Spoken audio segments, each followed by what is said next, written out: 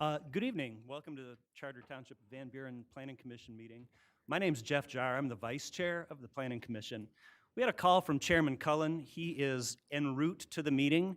The roads, as you know, are not great this afternoon, and he has asked us to hold the meeting for another 4 minutes give him a chance to arrive. I think that's a good idea given the number of people that are outside and maybe coming to the meeting this evening. So we'll hold the meeting for just a little bit. We'll start it soon. Thank you.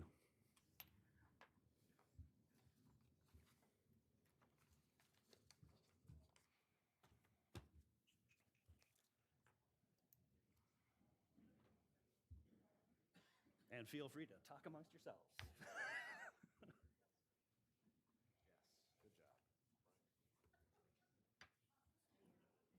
What are you thinking? It's a lose-lose situation. It's a lose-lose situation. Yeah. I'm not particularly. You don't know. People are so aggressive. I just wish they would just, Leave the information. yeah. Did you go down the aisle? Did you hear the humming noise? I did hear it, but barely. And they are putting in these new fans. Yeah, that's multiple Yeah. fans, and the mom gets And all you, the you, lights. I think, when it's yeah, that was one of the bad, things I've called. in the backyard of the house in the dark, they don't hear anything. Yeah, it's true. I've actually driven over there. Remember when the flower shop used to be there, and I parked there, and I could hear the freeway. The freeway was loud. You can hear the freeway all the way. Yeah. If you go out here some days, you can hear them. You're always aware of that rumble. Yeah. Yeah. Yeah. So I parked my car and I rolled down the windows and I could hear it. And I was like, the flowers. You remember what was that flower shop called? Main Street Flowers now? Remember Garden Rehoboth? Fantasy? Garden Yeah. Fantasy. Yeah. Yeah. Yeah. And I could hear it and I'm like, all I know is New Albany, Ohio was very impressive. Like the Hey, community could I steal the water from you? literally Thanks. built it, zoned it to attract them, and they were everywhere. And it was not like a dumb community.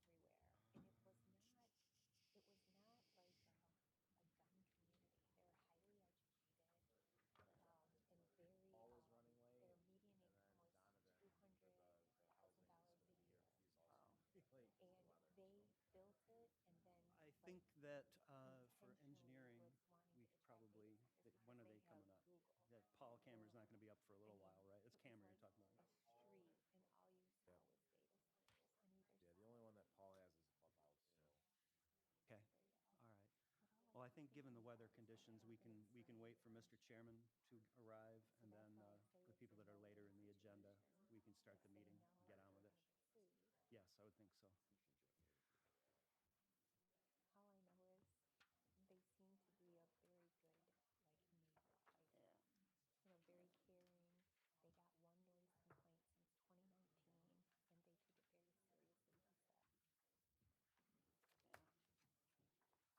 he said. Yeah. Mr. Chairman, as promised. Oh my gosh.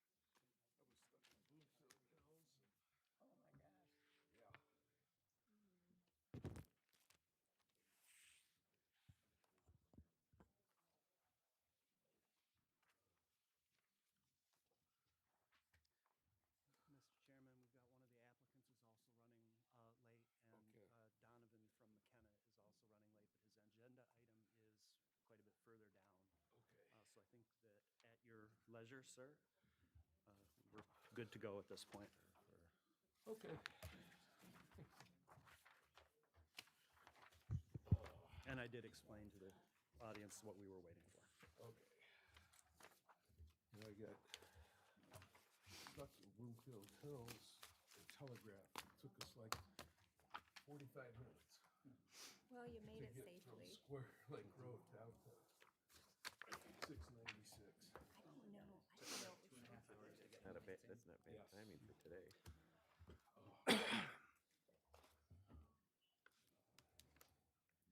So I walked in the house at exactly 5:02.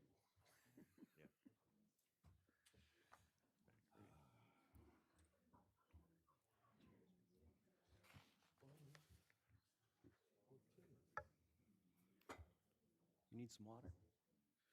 Not at the moment. Okay. You want steel water, everybody else steel.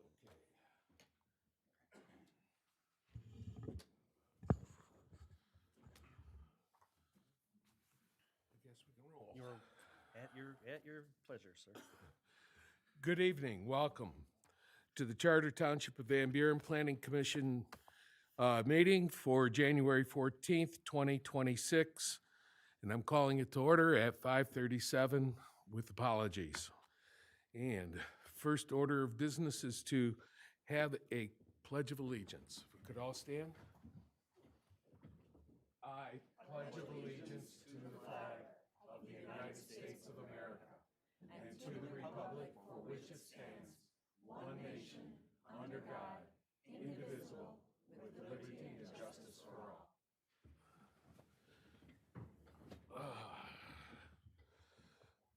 Okay, with that, roll call, please.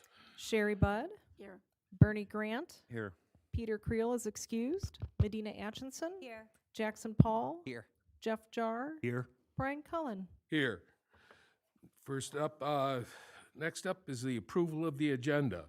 We have agenda before us. Do we have any actions concerning the agenda? Mr. Chairman, I would move to approve the agenda, but with discussion. Okay, we have a motion to approve the agenda with discussion Support. and support. Mr. Chairman, I see there are a lot of people in the meeting here tonight. I know that there is a public hearing for the mixed residential overlay district. There's also a general public comment period. Could also be that many people are here to simply see how the planning commission meeting goes. Okay. Given the number of people that are here, it might be appropriate, if it pleases the commission, to take a straw poll as to which agenda items the people are here for. If we have a lot of speakers in the general public comments section, it may be worthwhile to move the general public comments section to later in the agenda, so as to accommodate everyone. I don't have a problem, but that means we could probably move the public hearing. My thinking on it, sir, is if there's a lot of people here for the public hearing that wish to speak, I'm just trying to figure out, you know, where the interest is this evening. Chair. Yes. My one concern would just be that I don't want to keep people waiting around all night if they are here for the general public comment. So that's my one. Uh-huh. Anybody else with comments? Then do we hold the agenda as presented? That's fine with me, Okay. Mr. Chairman. Commissioners? I agree. Then with that, all in favor of keeping the agenda as presented? Aye. Aye. Any opposed? None. Okay, we have the minutes. Before us, we have the minutes from the meeting of December 10th, 2025. Mr. Chairman, I move to accept the meeting minutes as presented. Motion and support to accept the minutes as presented for December 10th, 2025. Any discussion? Seeing none, all in favor by aye? Aye. Motion carries. Okay, correspondence. First thing up, the City of Belleville has an upcoming Planning Commission meeting on February 12th. And Sumter Township also with a Planning Commission meeting on, February 12th, 2026. Do we have any other correspondence? Yeah, through the chair, I would just like to make a quick statement. Commissioner Paul. So for those that don't know, I did send a letter to the Planning Commission earlier this week, and I do have a statement. This is going to be my only comments on this, and I just want to be clear on that. So thank you, Mr. Chair. I would like to start by stating that I understand this item is not on tonight's agenda. I'm not requesting action, discussion, or deliberation from the Planning Commission tonight. I am requesting the factual clarification be included in the official record and minutes regarding the Planning Commission's vote on the PUD ordinance amendment presented in October 2024, voted on in the spring of 2025. At the time of the October 2024 presentation, a PUD ordinance change was discussed.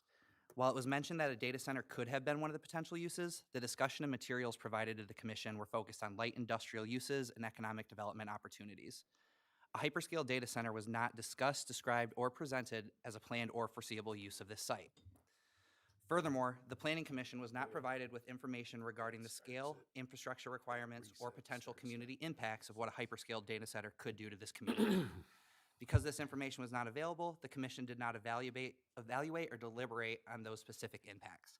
Public comment at that meeting reflected only information presented, which did not include a detailed proposal for a hyperscale data center. I just want to place this statement into the record to ensure that this is accurately understood. This recommendation should not have been interpreted as an approval of a hyperscale data center, and that use was never fully considered by the commission at that time. I respectfully request that this clarification be included in the official minutes of tonight's meeting and in the record for that October 2024 meeting. I will get you the exact date. I want to say it was the October 9th meeting. Again, my intent in making this statement is to ensure transparency and accuracy in the Planning Committee's decision. Thank you.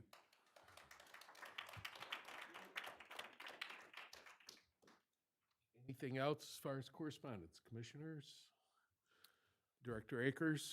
No, I have nothing further. Thank you. Okay, at this time, we have general public comment where we allow speakers to come forth and comment on anything not mentioned in the agenda. Now, one thing we want to make clear at this point, looking at the full audience, we do have a timer. We're going to limit the speech to 3 minutes. We're going to listen to what your comments are. There is no debate. There is not going to be any answering of questions at this time. This is not an item on the agenda.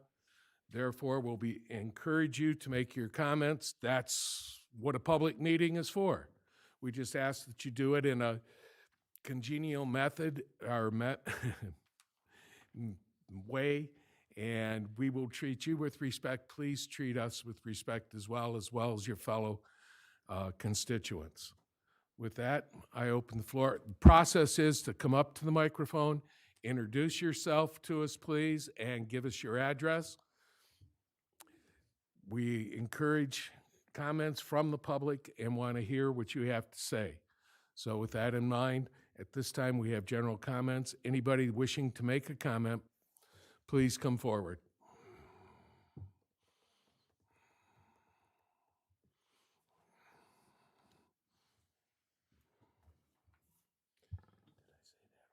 Hi, my name's Mona Norton. I live at 41521 McKinley Street, Belleville, Michigan. I'm here because I totally disagree with what's happening in this township. This has been done basically behind people's backs with an NDA signed, and whoever didn't sign that NDA, because I heard someone didn't, hats off to you. I live right off Haggerty Road, very close to where the center will be going in.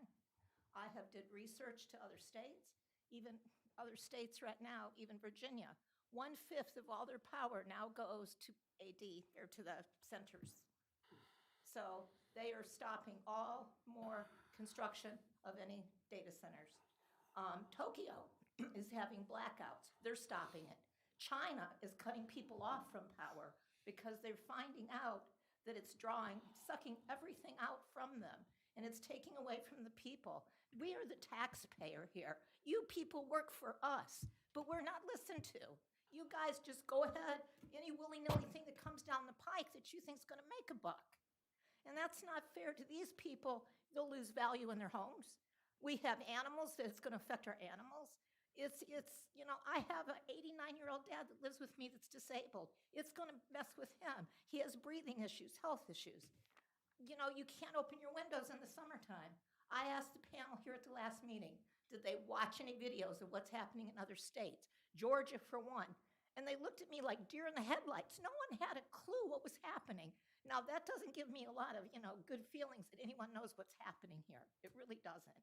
McNamara didn't even know he actually had people here with wells. He tried to argue with me till the gentleman stepped up and says, well, yeah, I'm one of the people with well. It's crazy.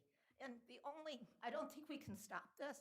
And I will be the first one in charge that do recall elections. We need recall elections because these people work for us and we are not being listened to.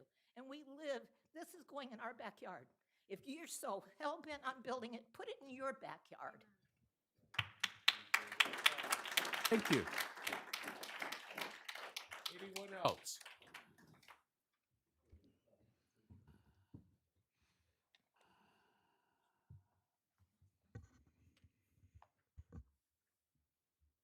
Hello, my name is Ashley Shukite. I am a resident in the Haggerty subdivision and a local public health expert.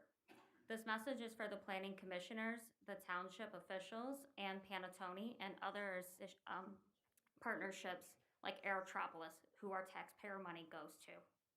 You work for the public, not behind closed doors, not for developers, and not without our consent.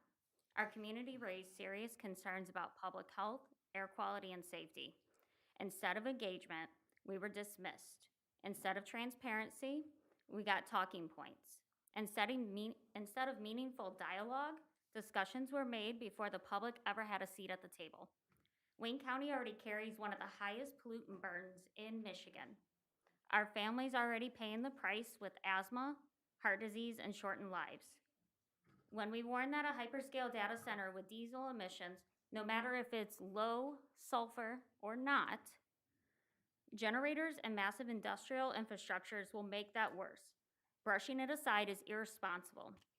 Panattoni says this project is safe. Township officials say the process was followed. Planning commissioners say their hands are tied, but no process is legitimate if the community is excluded, and no project is acceptable when the public health concerns are ignored.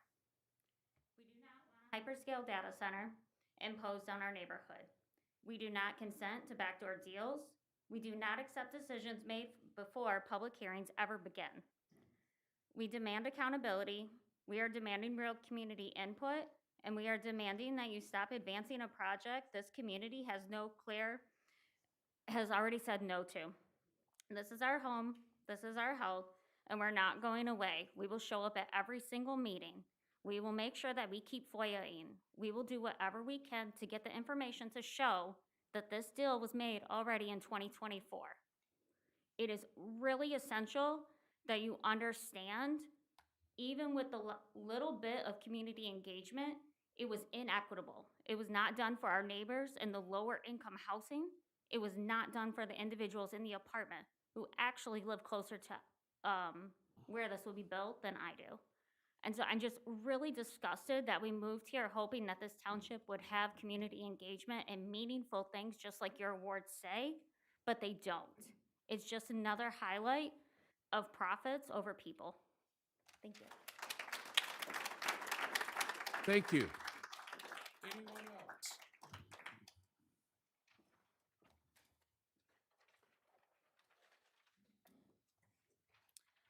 Hi, my name is Keegan Darden.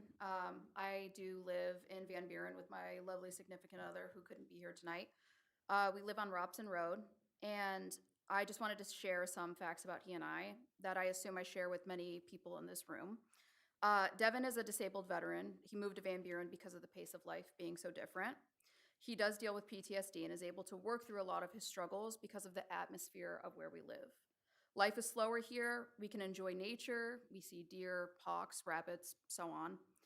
We don't worry about safety or security. We know our neighbors. I actually came here today with one of my very lovely neighbors, and we know what's important to our community.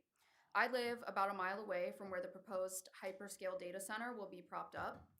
Devin and I, along with everyone in this room, did not sign up to live amongst a hyperscale data center that creates droning noises that impact the health of the wildlife, families, and environment of this community. We are here to stay, but the alleged economic boom of data centers is not. We should learn from the examples of communities that are already impacted by these data centers.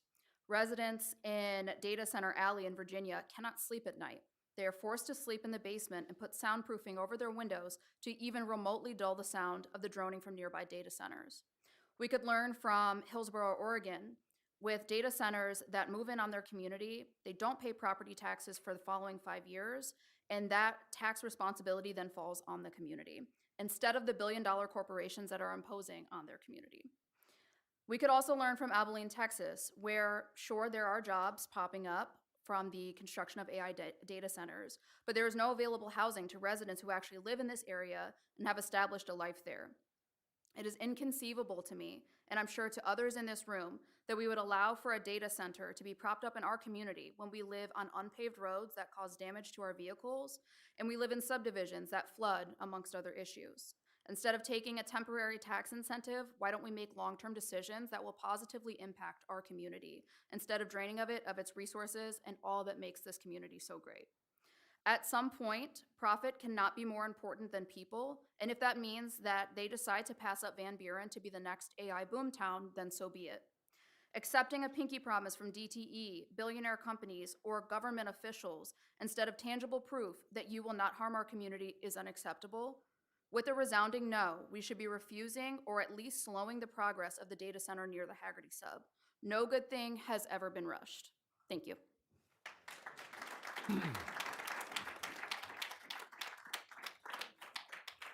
Anyone else?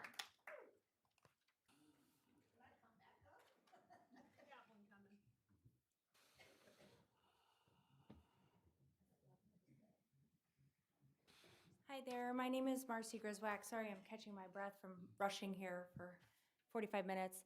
I'm the Mayor Pro Tem. I serve in the city of Rockwood. So although I don't live in your community has been a model for your neighbors. And I came here basically to talk about data centers and the impact that it has on your residents. Specifically, you see how many people are in this room. You see how many people who are upset and frustrated with what's happening in their community, and I stand with them. You basically are appointed to represent their best interest. You have the power and the responsibility here to shape the development that aligns with the community's vision for a sustainable, livable future. A lot of these folks are asking for you to put a hold on approving any new data center proposals until comprehensive environmental, infrastructure, and community impact studies are completed, and until residents are meaningfully included in the decision-making process. And so I came in today not realizing just how many people are truly upset over this. So my question to you is how many people will it take to come into this boardroom or the next boardroom or to stand outside or to talk to the news before you listen to the people that you serve? Thank you.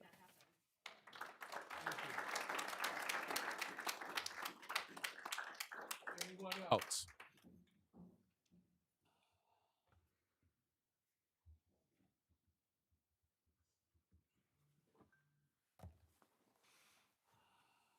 Hello, my name is Eric. I live in Ironwood Boulevard here in Van Buren Township. I'm a relatively new but very proud member of this community. My partner and I just purchased our first home here less than a year ago, and I'm proud to call everybody in this room my neighbor. And as a good neighbor, I would be remiss if I did not express my outright disapproval for the proposed data center. I will not mince my words. I am vehemently opposed to the construction of this data center. When I attended the informational meetings in December, I asked the township representative what he had learned from the event. And he told me that he had learned that people had questions and that people were curious. And I found that surprising because when I talked to the individuals as I walked around the room, there was clearly discomfort, fear, anger, and disapproval from many, if not most people in that room.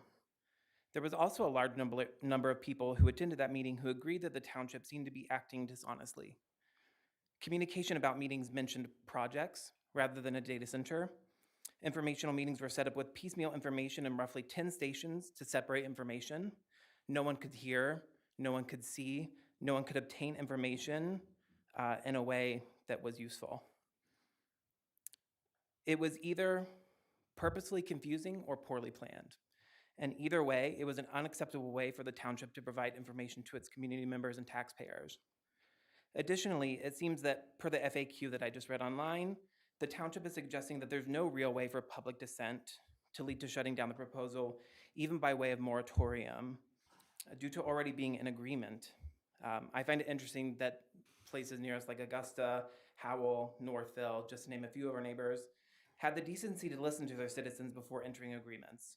And for our elected government members, I would think that out of self-preservation at least, they would care more about consulting with their voters first. I know you've all been hammered with statistics about data centers and why they're bad, and that's because they are, so I'll cut to the chase. I implore the planning committee and our elected officials to do the right thing, to remember that money, including money taken from taxes, cannot be taken from us cannot be taken with us when we leave this earth. The right thing to do is to say no to this proposal. The right thing would have been to listen to your community before jumping into bed with whatever company this is. To my community members, pay attention to the fact that our voices are not being heard here and that we have to fight to have a voice at all.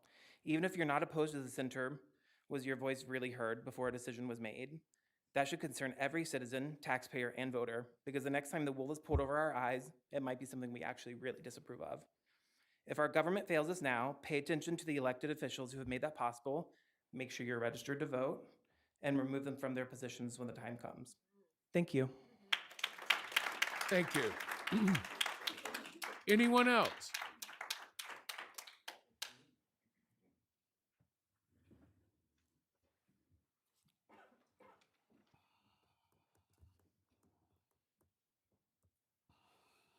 Hello, good evening. My name is Chad Zerny.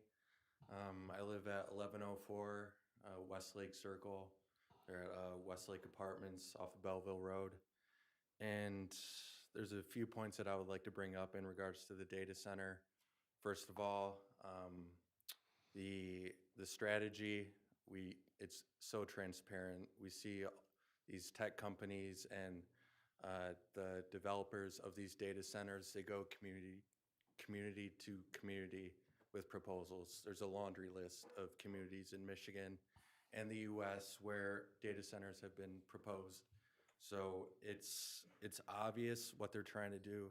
They're trying to take advantage of our community, our state, and I think it's so obvious and pathetic, and to not be able to see it, you must not have your eyes open.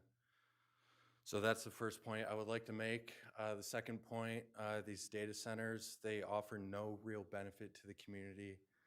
It's essentially a warehouse.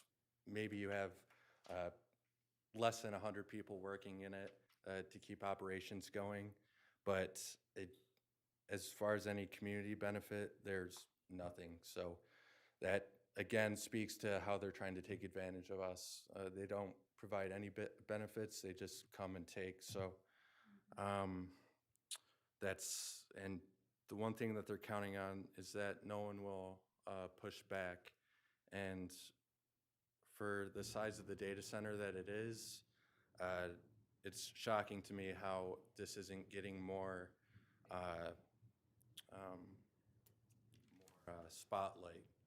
We've seen the one in Saline.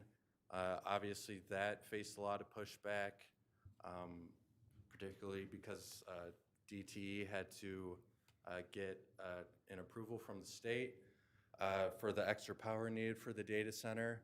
To my understanding, the data center proposal here doesn't face these sort of limitations, but still, I would strongly urge you to use whatever power you have to either stop the data center outright or at the very least a moratorium, which we've also seen from different communities in the state. So the fact is it's too early in the game to tell what the true disadvantages are, but as far as I can see, there are no advantages.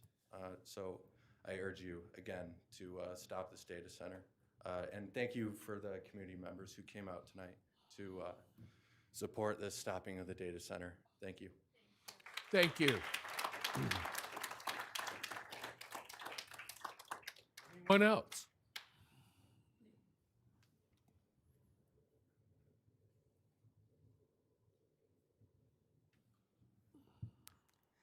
Hi, I'm Sue Lucero, and I live in the Hagerty Sub on 41523 Tompkins, and I've lived there since 1992. I'm a longtime resident. I like my neighborhood. I like my neighbors. And the thought that a data center will be right across scares me. There haven't been enough studies to know how that'll impact our community, environmental health. We have enough other issues going on to add to it. I don't really find that, the data center will produce any economic value to our community. We know they'll ask for a tax break. We also know they'll have limited employees. So I fail to find how it would really benefit anybody for this. As a matter of fact, I feel it would be a drain on our community. You could say, okay, well, you can move. I've been there for a long time. Where would you suggest I move? You know, it's affordable to live in my neighborhood, and I like it. And I really don't want to be forced out because of bad choices. So I really thank you for listening to me and implore you to vote against this. Thank you. Thank you.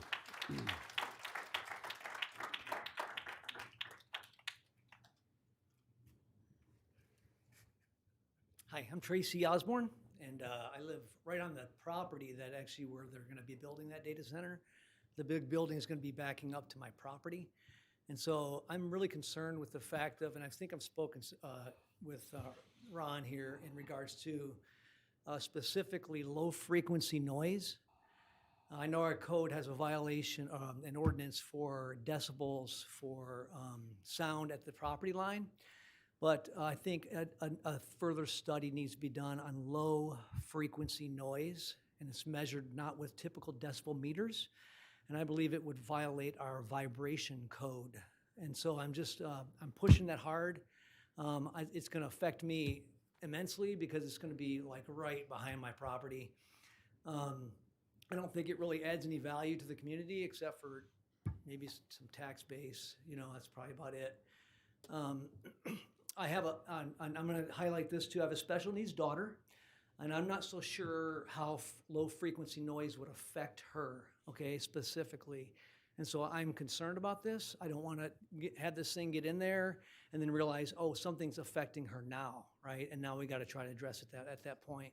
So I want you to take that into consideration. I appreciate you hearing my words, so. Thank you.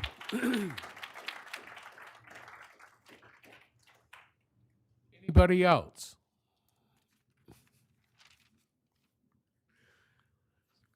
Good afternoon. My name is Kim Stakely. I live at 9834 Fairbanks, which is Haggerty subdivision. My front window will be facing the data center. I get to look at that every day if that's built there. That's not why I moved here. I'm a lifer. I've been here since I was 4 years old. I'm 57. I've been here as my mom and dad bought one of the first houses in Haggerty sub. Many of you are familiar to me. I've seen you over the years as I've gone to Belleville High School, grew up at North Junior High, went to Tyler Elementary, Quirk before that. To come here and see something put in that neighborhood would devastate me. I live in a neighborhood with a lot of retirees. They are on a fixed income. They cannot get up and leave. I still have that opportunity. They do not. They show a lot of concern. They come to me because I'm younger, I'm able to stand up and speak for them. I am speaking for a lot of them. A lot of them have health issues. It is a neighborhood with single-level housing. It's easy for them to access. To get up and move, for me, would be easy, but not for them. And it breaks my heart because a lot of them have been there as long as I have. That is their home. That is where their kids know that home is. It is where their heart is. So I am not going to go in and do all about what bad things about the data center. We've all researched that. We've all been through that. We've all know that. My concern is it's coming from the heart, and I'm letting you guys know. A lot of people, their heart is in this home, and they can't leave. They don't have that option. And I don't want to leave. I want to stay. I moved away, came back because I wanted to live here, raise my kids here. I love this place, and I don't want to go. That's all I have to say. Thank you.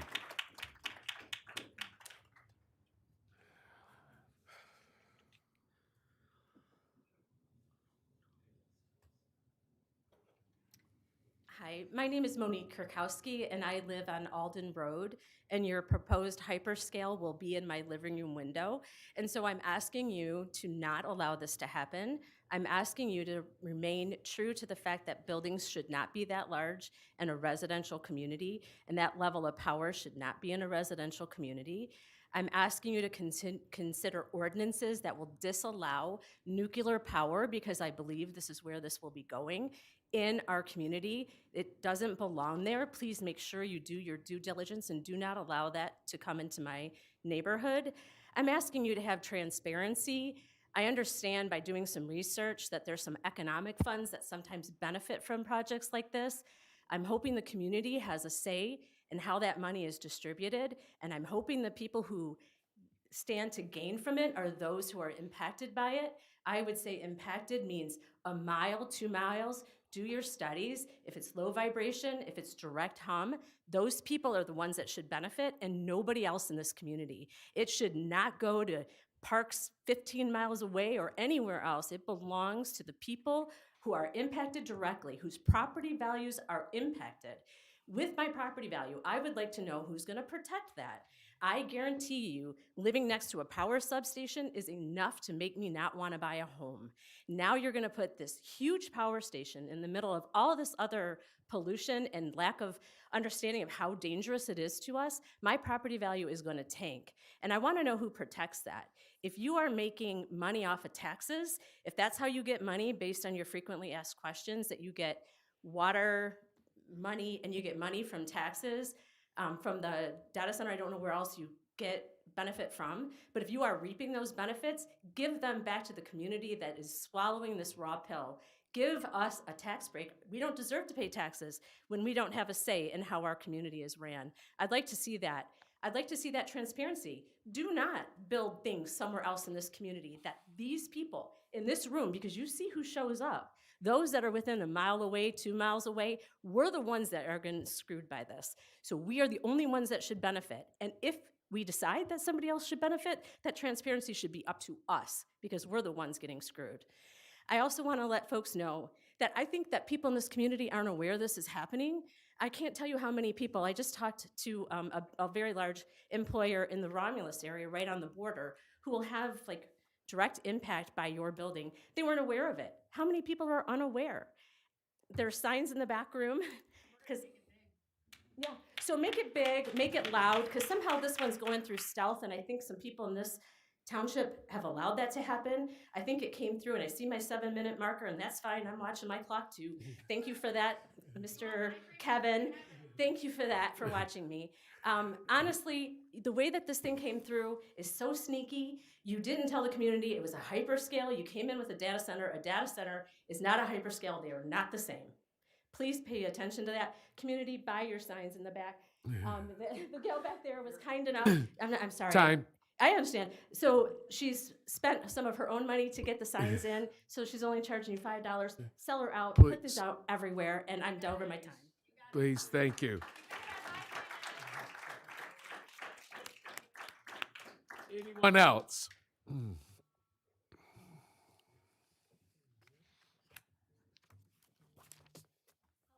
name is Casey Gomia. I live on Chandler Drive off of Ecorse and Morton Taylor. I'd like to use my time to be silent, since that's what we got from you all for the last few years on all of the planning that was happening.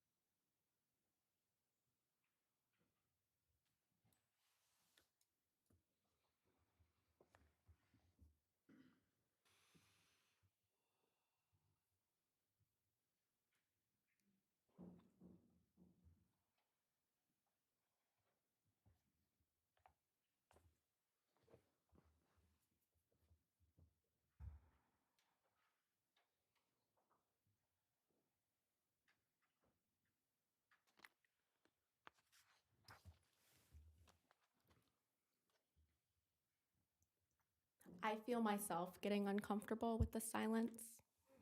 I hope you are too. It's kind of like when your teacher says, "I'll wait." Your community is waiting. We're waiting for you to show up for us. Waiting for you to do your job.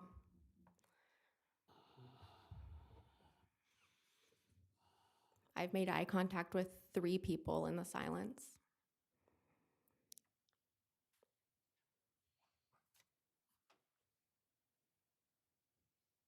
Still have a whole minute.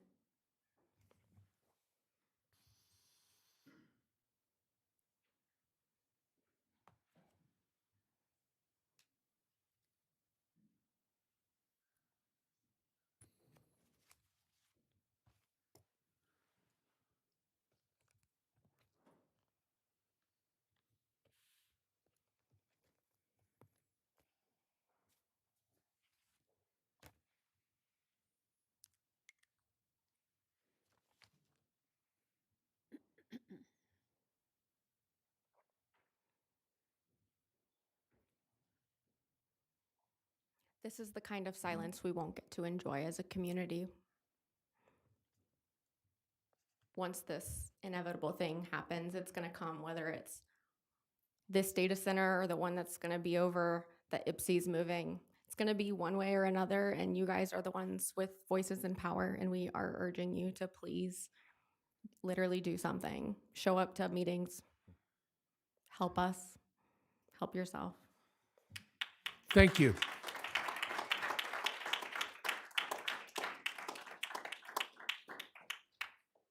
Anyone else?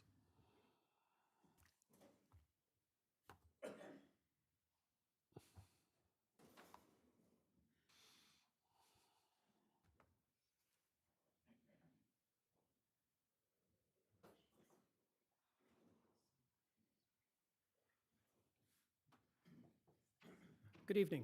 My name is Joe Sears. I don't live in Van Buren Township. I live in Westland, but I have been involved in site selection and development of real estate as well as data centers in the past.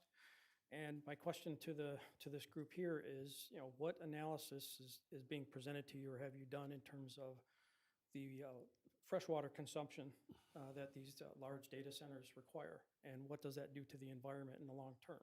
Second question is, when this development or if this data center goes into, gets built and becomes operational, what's the drain on the power grid in this area for the rest of the residents? And when the power goes out due to these large storms that are increasing in frequency, who's going to get the priority to get their power turned back on first? Is it going to be the data center or is it going to be the residents? Second thing, I don't think DTE Energy has been really transparent about anything in regards to any of the data centers that are going up in the state of Michigan. They seem to want to present to the taxpayers and everybody else that is willing to listen to say that, the residential electricity rates aren't going to go up. But if you look really closely at some of the data that they do provide, is those agreements only last for a couple years, which is about the time of the construction period that it takes to get one of these data centers up and running. So basically, by the time some of these agreements with DTE not to raise rates, or have expired, that's when these things come online, and DTE is under no further obligation to continue to hold the rates steady. But as we all know, DTE has raised their rates multiple times over the last 4 or 5 years to fund God knows what. Thank you for your time. Thank you.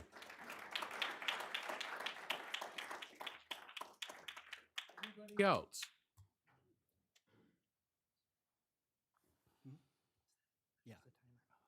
Yeah, I'm operating the timer, Commissioner, sorry.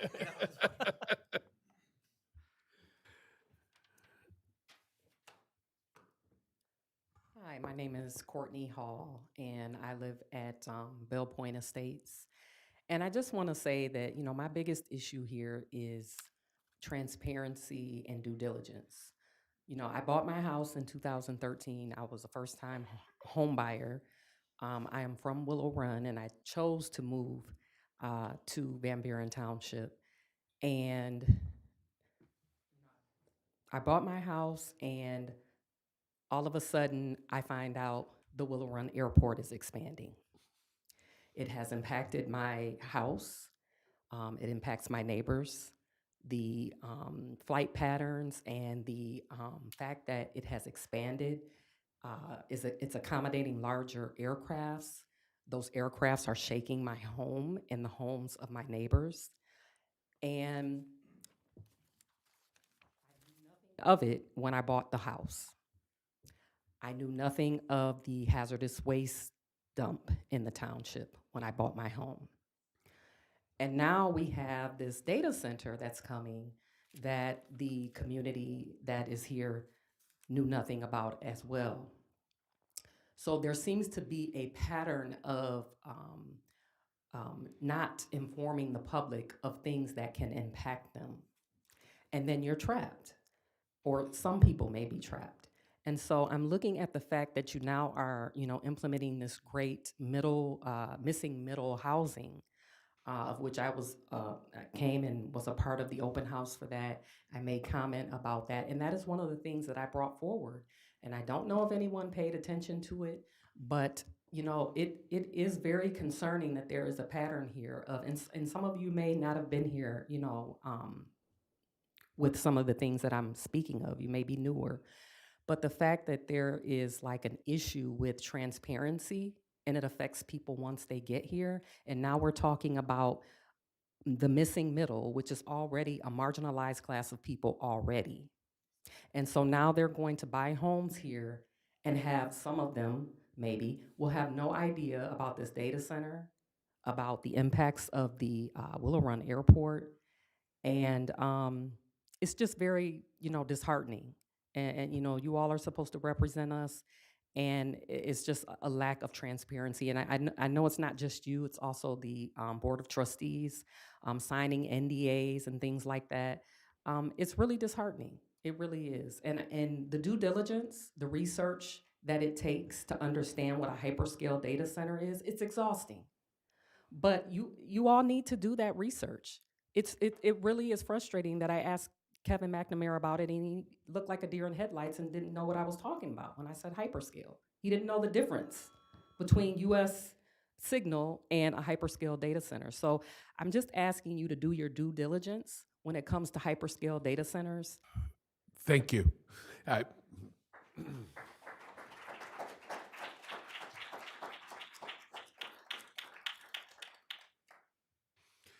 Anyone else?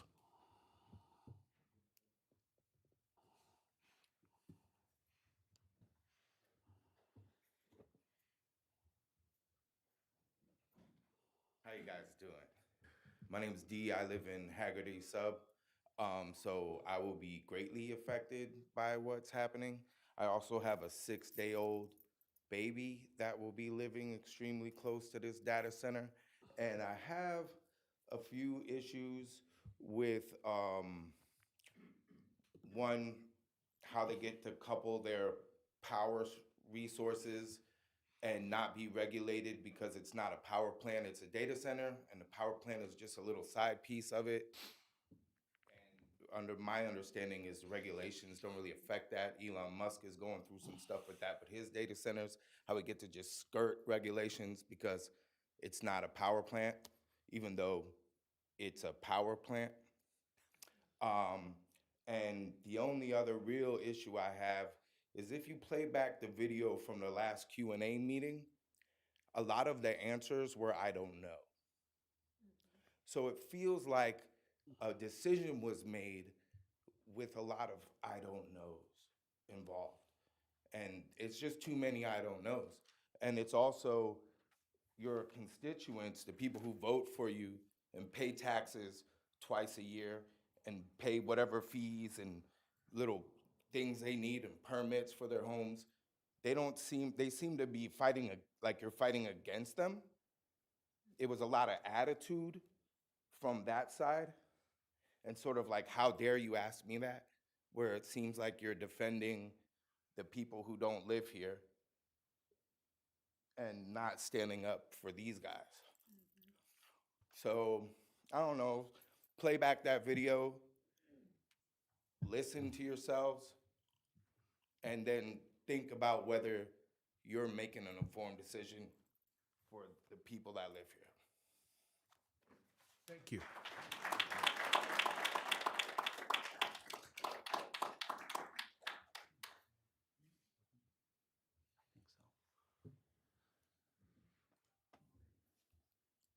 Hello, Sanjay Singh, Van Buren Township.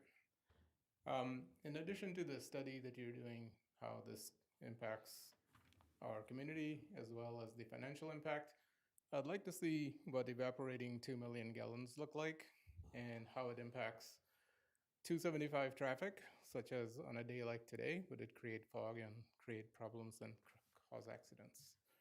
So that is very important for us and the community at large to understand what that looks like. Thank you. Thank you.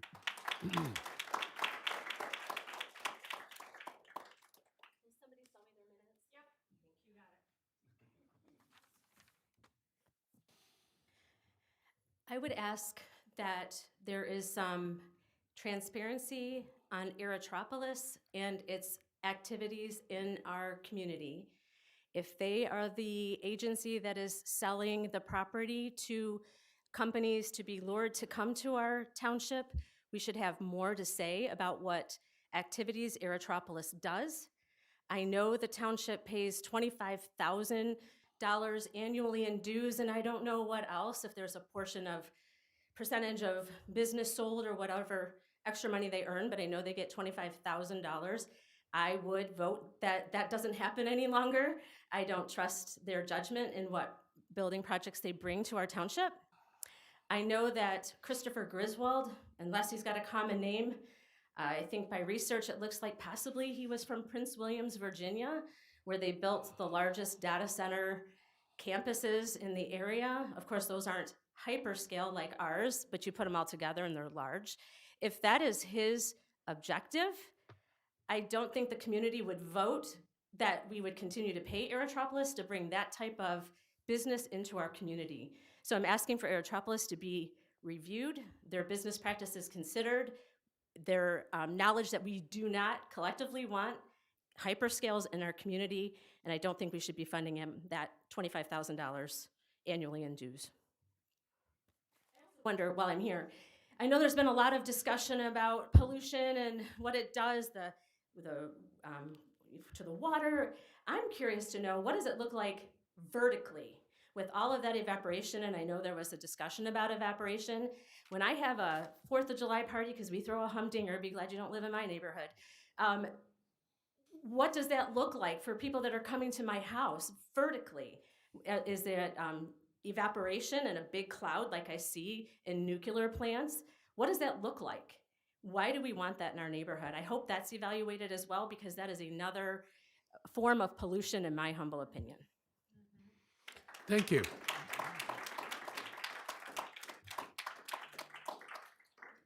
Anybody else?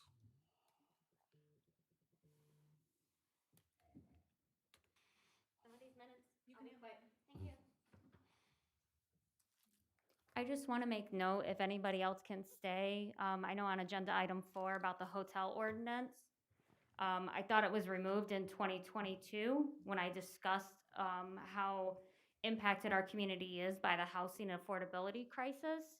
So if you could make a comment about how we should not be removing people from the hotel after 30-day stay when there is no shelter. There's no shelter for domestic violence. You'll have an Thank you. opportunity We on will- item 4. Inviting people, thank you. I'm inviting people like the community, like they would like from you guys. Thank you.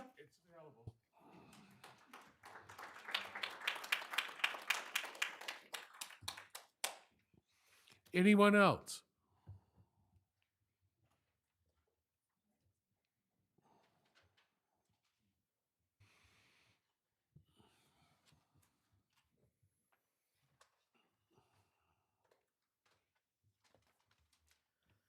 Hello, my name is Adon. I am a recent resident of the area as of last December 2024.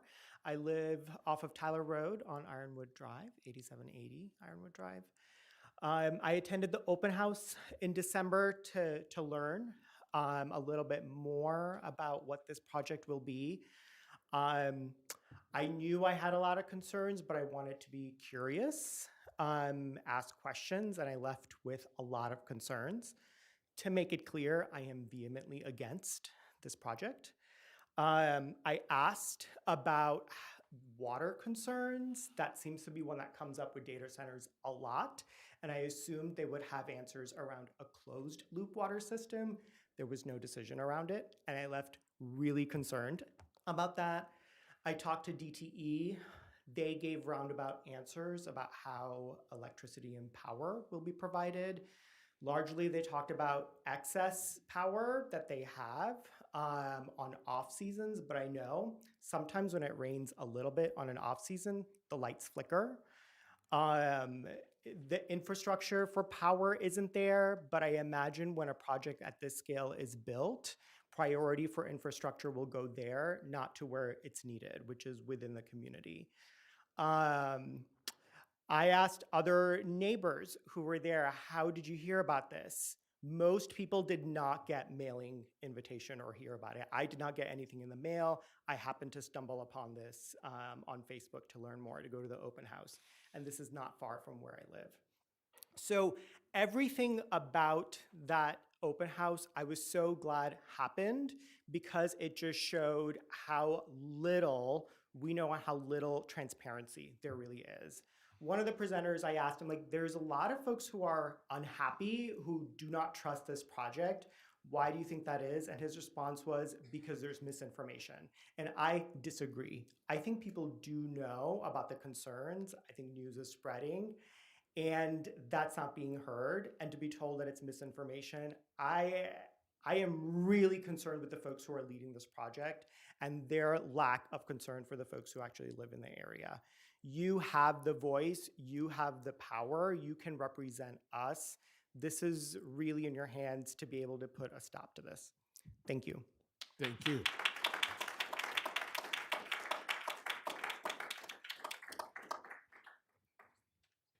Anybody else?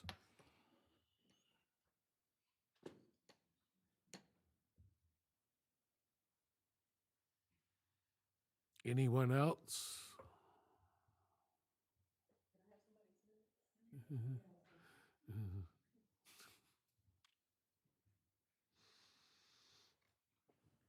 I just wanted to add to what I said earlier too. Panattoni, I'm sure you already know this, but you know, they have no ties to our community. They've never built a data center. So I don't appreciate being their guinea pigs either. I don't appreciate myself and this community being the guinea pigs for that. We have people in Poland who are telling us, because Panattoni has European arms, and they're telling us to fight against this. So I'm not sure if you're familiar with that, but again, that's where due diligence comes into play in doing the research. And this is really problematic. And what I want to know is there any discretion ever used when you decide who can buy property here, who you sell property to, who you will let do business in our community? Is there any discretion used? Or is it just, as I've heard, we have to follow the law? Laws can be challenged. Laws can be challenged. And we as the community can stand behind you if you are willing to fight, you know, for us and with us. All of you live here, right? Oh, yeah. So I really hope that you are listening to our calls here, because you're all going to be affected as well. This play. Your time, ma'am.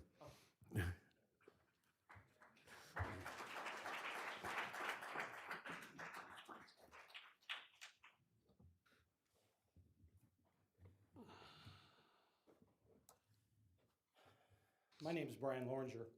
I live in the township, got a business in the city. I built my house in 1999 on Belleville Lake. And my concerns are, they're not sure if it's going to be a closed loop system or if they're going to drain into Edison Lake. I guess that water, what are our guarantees? You put 3 million gallons of water into a lake every single day. How does that change that environment? What does that do to my home's value now? They're taking 12 inches out of a 42-inch main to supply that water. How's that affect my water pressure? Their demand is every single hour.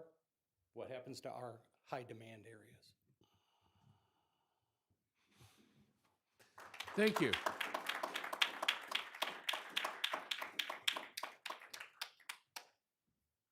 Anybody else?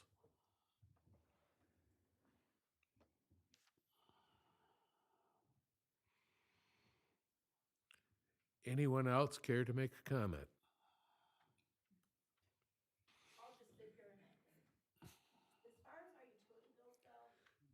You need to be to the microphone. Thank you. As far as our utility bills go with DTE, and I brought this up at the last meeting with McNamara and them, which they're clueless. They don't work for us anymore. That's a given. I still say we need to do a bunch of recall elections, and that's going to be on my next agenda, actually. A lot of research. But DTE, what happens if you look at the videos, and I asked this last meeting, did you guys watch any of the data on these plants that are in Georgia? The electric bills have tripled to people. People say they can't even retire. Their electric bills have went from $200 a month to $600 a month. They can't retire. And how DTE gets around that is every time they have to upgrade, the homeowners are charged. And that's just how it goes. So eventually, us that live in Haggerty Sub or in the community, my electric bill was $310 this month. It's going to be like $600. And where is this community going to be for us when we're dealing with this? And you are the ones making the decision that affects our lives. I have a feeling it's not affecting your lives. It's affecting our lives. You know? Now, I know Sherry Budd. We've been friends for many years. She's close by. It's going to affect her. So, you know, I don't know why you people don't do the research. Can you explain that to me, please? Can anybody on the panel explain to me why no one does any research on what's going on in other states with this? Can you, someone? This is for comments, ma'am. We're not here to debate or offer answers. I'm sorry. I am doing research on this very diligently. Okay, but Spent a lot of hours checking these out, so I've watched videos with people with wells that their wells have dried up. I've watched videos in other states where they have to keep replacing their hot water tanks, anything that does with water, plumbing. People on wells have to keep going deeper. But according to McNamara, no one has wells in the area except Sherry Budd, which he's totally mistaken. But it's like, I don't understand why you guys don't care how we feel about this. You work for us. Don't we pay your wages? I mean, I guess you can't answer a question neither on that score. But I'm just telling you, our electric bills will go up. You can sit there and not say anything, that's fine. But we know what's happening. We've watched the news, we've watched the videos, we see the fights other states are doing. And we're jumping on this bandwagon where other countries have jumped on before us, and they're having extreme problems now. Rolling blackouts, cutting power off to people's homes to try to keep these data centers up running. And most of it is, a lot of them are Amazon, you know, that are starting these data centers. But we're jumping in too soon. We're not giving it time to actually see what happens. it's time. Thank you.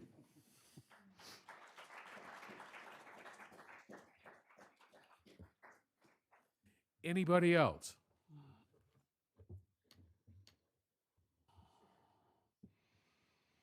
Anyone else care to make a comment?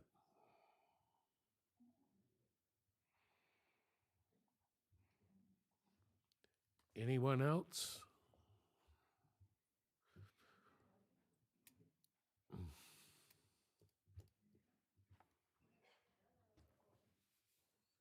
Ken Krakowski. There was a comment made in the beginning, something was done in 24 October? Is that correct? Just asking. Yes. So if something was done in 24 and it's been changed and wasn't proposed for this, I know when I do building permits and I want to do something, I have to I have to go back in and have it revised, rechanged. I know even I've been at different planning committees here and they want to change something. When they change it for one thing and then change it, they have to come back. If this was changed for one, not a hyperscale data center, then it should have to be relooked at.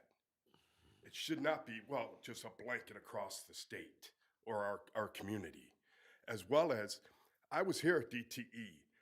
They said they use X amount of power given to the state, say 10 gigawatts. On average, they use 6. With the hyperscale here at 1, the hyperscale in Saline at 1.5 or 1, the math started not adding up because they're closing another station in the state that's going to take it down to like 8. We ask them, how does your math add? If there's supposed to be 10 gigawatts, you're taking 2 away. There's 6. You're adding this, and then at peak times, it goes up by a half to 1. The math didn't add up. All of a sudden, he said, well, I don't have an answer for that. The answer is they put up modular nuclear sites. We definitely don't want that here. And by the way it sounds, our ordinances and zoning might not stop it because we're behind. These companies here, they're 10 steps ahead of us. They know what they're doing.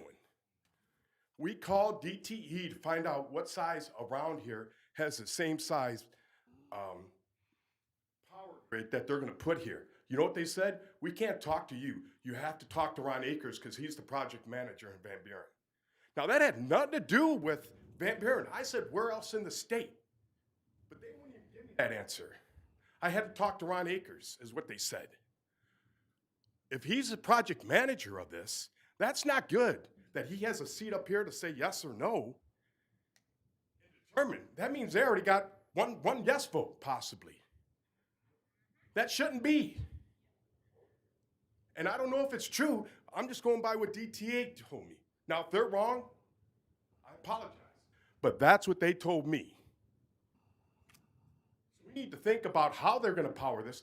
Maybe not today, but in 3 or 4 years if they're going to do that. And then they already have plans that they might expand. That's not good, because how can they afford it? Or not afford it, but power it, cool it. It's all going to be on the backsides of us. That's not a good thing. We need to look at that, because they're 10 steps ahead of us. Okay, thank you.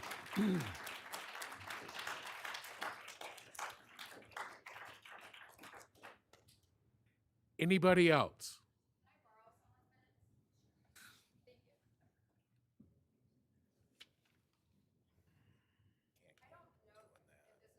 You guys can answer. What is the correct forum to have questions answered if it's not this one? Director Akers would be able to answer directly to you. So if you have questions or comments, my phone number is on the township's website. If you stick around to the end of the meeting, I'll get your business card. My email is on the township website. We have a frequently asked questions portion, which I think many of you have seen. That's where any information about the project, as some of these studies and some of these things that you're talking about, as those are completed, those are going to be uploaded to that portion of the website. So, but if there are specific questions that are not addressed, like I know a couple of them have come up this evening that I know aren't addressed on there, we're going to be trying to update them as we get them coming in. So I don't have a business card with me right now, but if you hang out to the end of the meeting, I can make sure I get you one. I guess my next question, and it's kind of rhetorical, I think the thing that's most frustrating is if you are all elected into these positions to represent the concerns of this community, and those community concerns aren't being represented. What is the job that you guys are doing? If we're all genuinely concerned, and many of these people here are, what is your role or your responsibility? What responsibility do you have to all of us to represent our concerns and to address the things that we're concerned about? These are elected positions, and I'm sure that nobody here elected you guys to represent your own desires, but for the desires of everybody seated here and everybody that's not. And I also would just like to say, from an empathy standpoint, that even if this data center wasn't built 1 mile from my house, whether it was 5, 10, 15, or 20, I would still be here standing, talking to you guys about this issue, because it is a major issue that's severely understudied. It's severely misunderstood. There's not enough information to understand how it's going to impact our community and our environment. And I sincerely, sincerely hope that you guys take these concerns and make different decisions concerning the data center. Thank you. Thank you.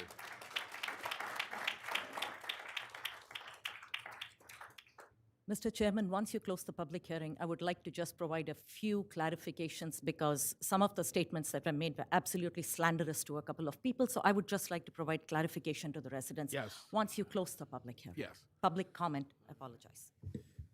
Can I just make a quick comment? So the members of the Planning Commission are appointed by the Township Board of Trustees. They're not elected. The Township Board of Trustees are elected in the township. I do also just want to clarify, I'm not a voting member of the Planning Commission. I'm an employee of the township. I'm township staff. And likewise, like I said before, if there's any questions, please submit them to me and I'll make sure they get answered. Okay, thank you.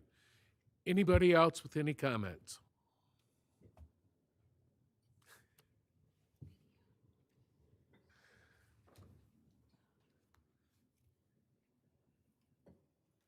My name is Sharon Corder. I've lived in Van Buren Township since 1960. And I came to this meeting because I really didn't know very much about this data center. I wanted to learn more. A little bit of research, but I haven't had a lot of time to do more, and I will do more. But just wanted to make this comment. Be careful when you make your decision, because did I hear they've already asked for an expansion? And once you give them a permit to bring in this data center, and later do they want to expand it already? Is that what somebody said? But sometimes then you can't stop them. And I really think probably from what I'm hearing, that it's going to be hard to stop. There's probably about 2 per week popping up someplace everywhere of these data centers. And in North Virginia, they said that the data center down there takes more electricity than in the entire city. This is what I've been finding. And another lady said the noise was so bad because if they lose power somehow, whatever, they put on their backup generators. She can't sleep at night. The noise is terrible, but they're going to run those machines. And the gentleman that talked about backing up to this place with a handicapped child, yeah, I think there's going to be noise there. And I think they're not going to like it. Just my comment. Okay, thank you.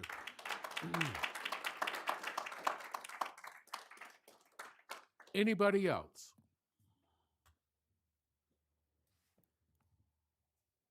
Anyone else care to make a comment?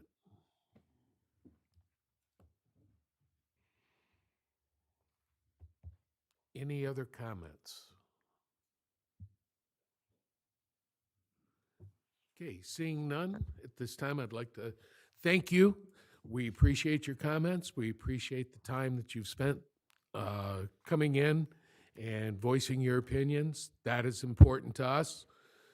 And we will be taking these comments to heart. Thank you. Ms. Krishnan, did you have some comments? Just a couple of points of clarification, Mr. Chairman.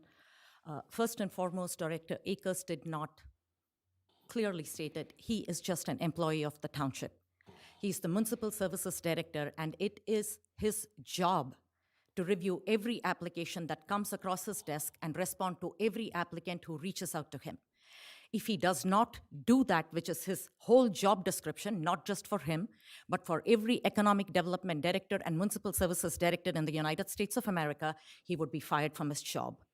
He is not a project manager. If anybody at any other firm stated that, they are blatantly wrong, they are blatantly dishonest.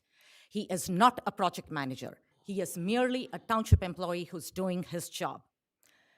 None of us over here have voting rights. Neither Director Akers, nor Mr. Kamer, nor I, nor Ms. Harmon have any voting powers. The voting powers rest only with the appointed officials. The appointed officials are the 6 members you see sitting over here and 1 member who couldn't be present today. They are not elected. They are appointed to this body by the Township Board of Trustees. Finally, the last clarification I want to provide is for an extreme misstatement that was made by Commissioner Paul at the beginning of the meeting. An ordinance was adopted in 2024, which was called Planned Unit Development.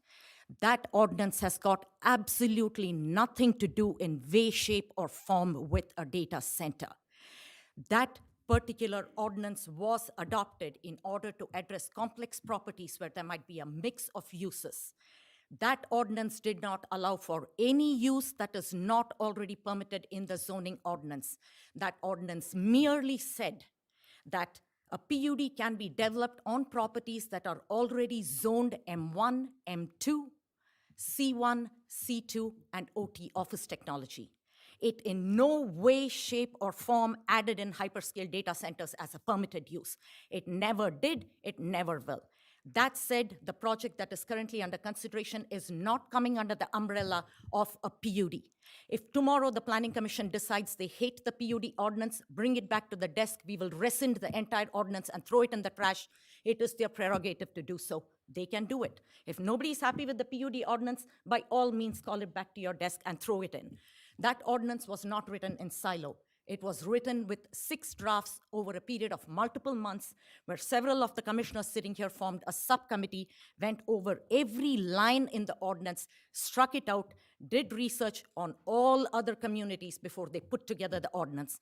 They didn't sit on their high horses and draft up an ordinance that said, we shall decide how all the citizens lived. They merely tried to do their best, a planning tool. If the planning tool is not to the desire of the residents, the planning tool can always be recollected, it can be rescinded and completely eliminated from your ordinance. That is always an option. With regard to the moratorium, yes, you can enact a moratorium. Unfortunately, the way the legal process works is you cannot enact a moratorium after an application has already been filed. It's like shutting the barn door after the horse has bolted. You simply, the legal system will not let you do it. If you do not believe me, that is perfectly fine. We can get a written legal opinion from the city attorney to that fact. It is not the fact that the Planning Commission, all these members sitting here do not want to do their research. They are doing their research. However, it is not within their power, nor the Township Board of Trustees' power. Even if tomorrow they were to erect a moratorium, they cannot stop the Planning Commission's consideration of the project.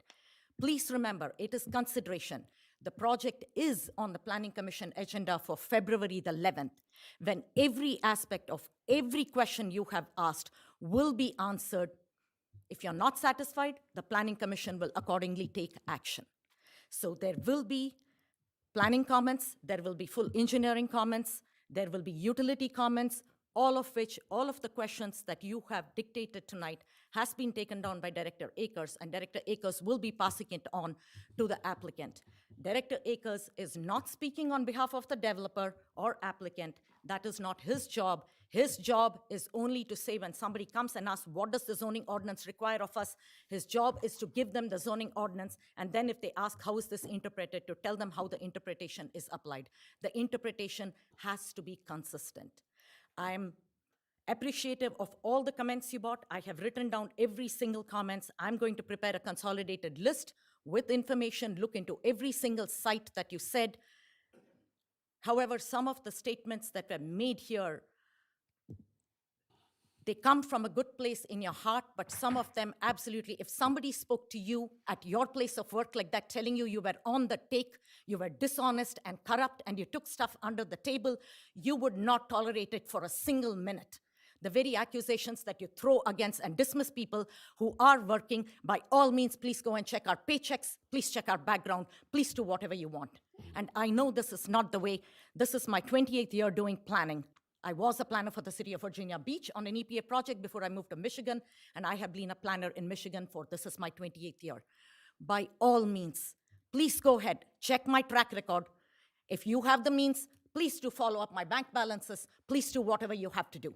We are here to do our job under what the law allows us to do. We will take your comments to heart. We will do our best to get you all the answers that you need. Beyond that, the Planning Commission has to do its work.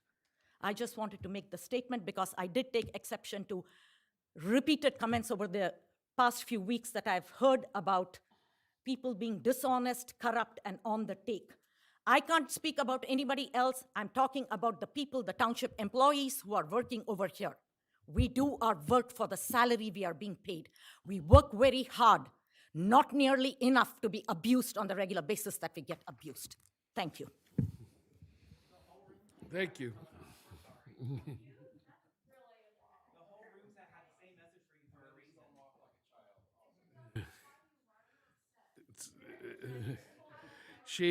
Okay.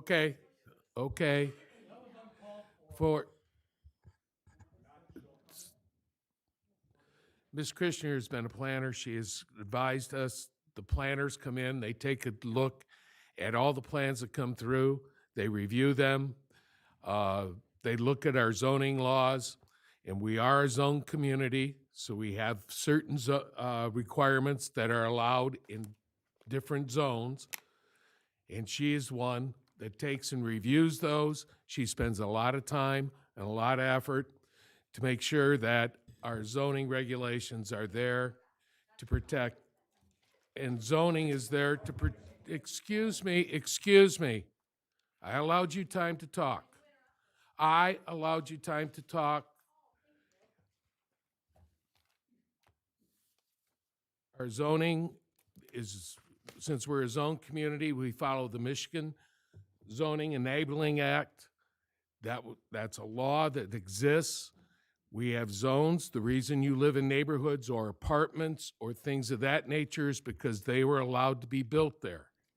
Without them, we could end up, without zoning, we could end up with property that looks like, if you've ever traveled down 23, there's a junkyard that sits just south of Ida Peterson.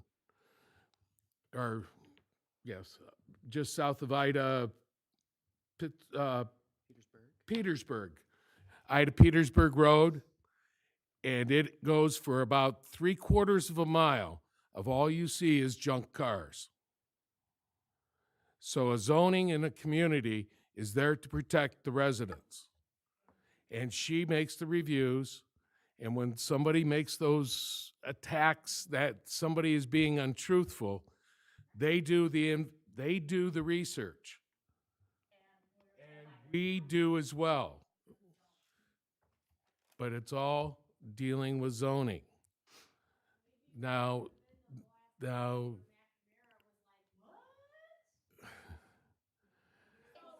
I understand, hey,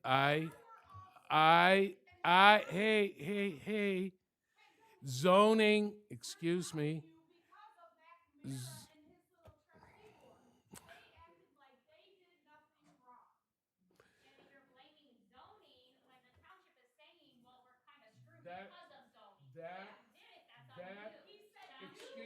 Excuse me. I understand people being upset over a change of land in their community. I understand that. That land is zoned what's called manufacturing. That means we could have anything be put into that zone that fits into those descriptions.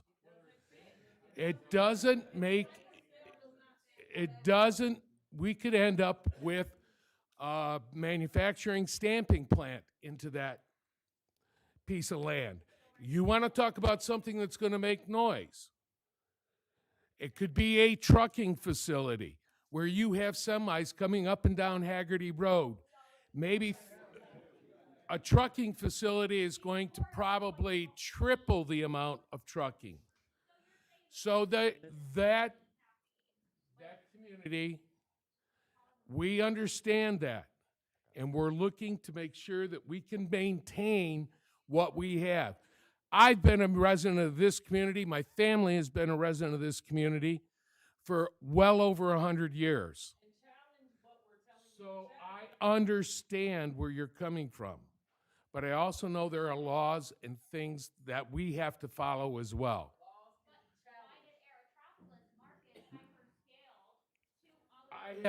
I have nothing dealing with that. Mr. Chairman? Yes. Thank you, sir. Mr. Chairman, we had a general public comments section. We are now 5 items into the agenda this evening. We still have another public hearing on another action agenda item.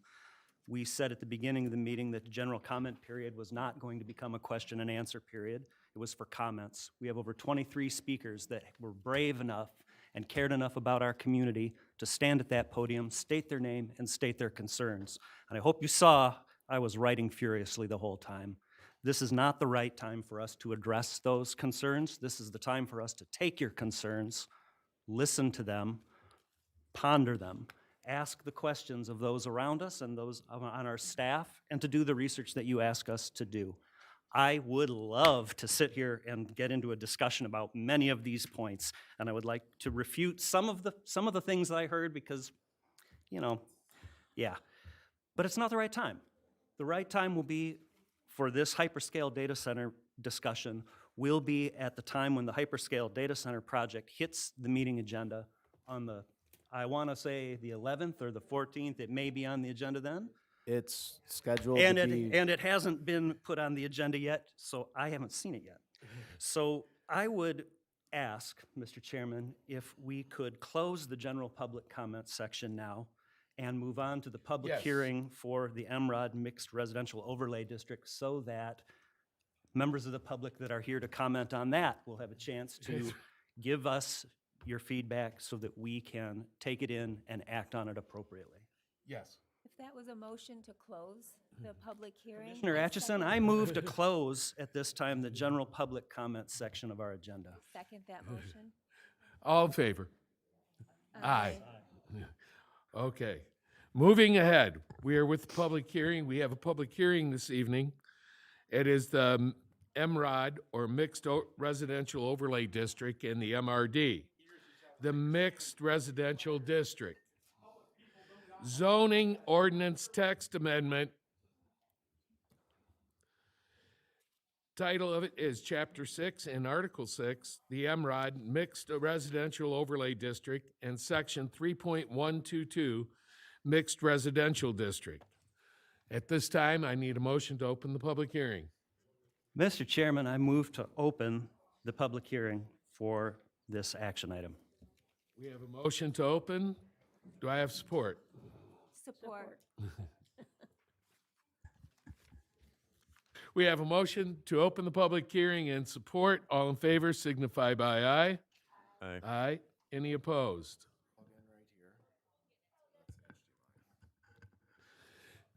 Seeing none, moving forward. Do we have anybody in the public with comment concerning this item, the MROD and the MRD zoning ordinance?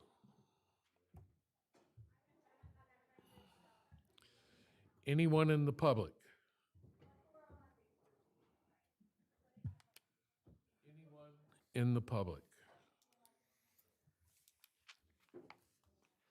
Mr. Chairman, it doesn't appear that, oh, we have someone approaching. I'm sorry, sir. Okay.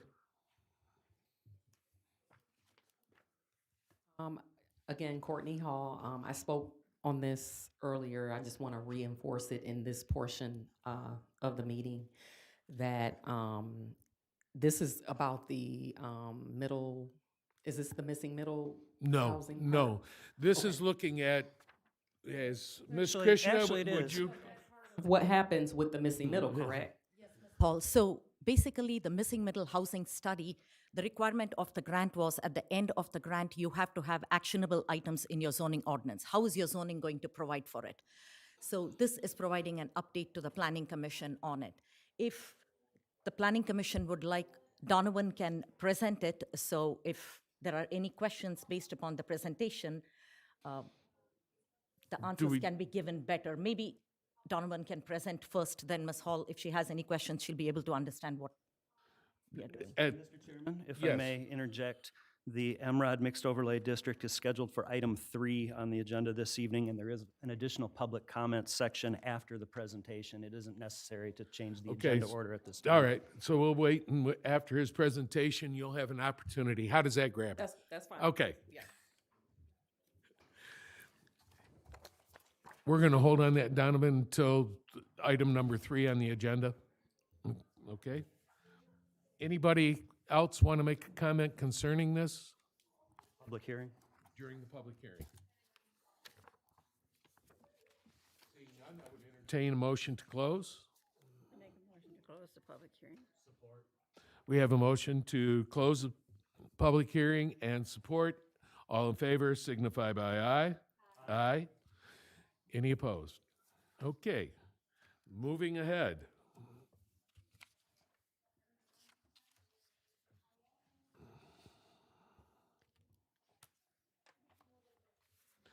We have new business. Item number 1, case 25044, National RV, temporary land use.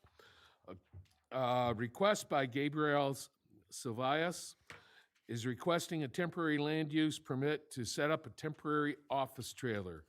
The parcel is located at 44700 North Interstate Service Drive, and this activity is proposed from December 10th, 2025 to December 10, 2026.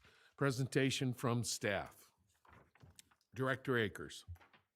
Chairman Cullen, we have before you a memo dated January 6, 2026. The project request is from National RV. They're seeking temporary land use permit for an office trailer at 44700 North, I-94 North Service Drive. The use is proposed to be for a year from December 10th, 2025 to December 10th, 2026. We did review the application based on section 7.120 of the zoning code. Those items are listed in the staff report. There was no significant findings out of our zoning review, and we are recommending approval of the temporary land use application at this time. Just to kind of give an overview, the National RV had a fire a few months ago, and in order to continue operations on the site and to maintain their state licensing, they need to have a temporary office trailer so they're able to continue operating from the site.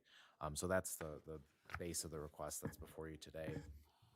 I did also want to highlight that the request was reviewed by the Township Fire Marshal, and it was found compliant. There were a few comments that the Fire Marshal had made, which was submitted in an email, that no propane heating was to be used for the site.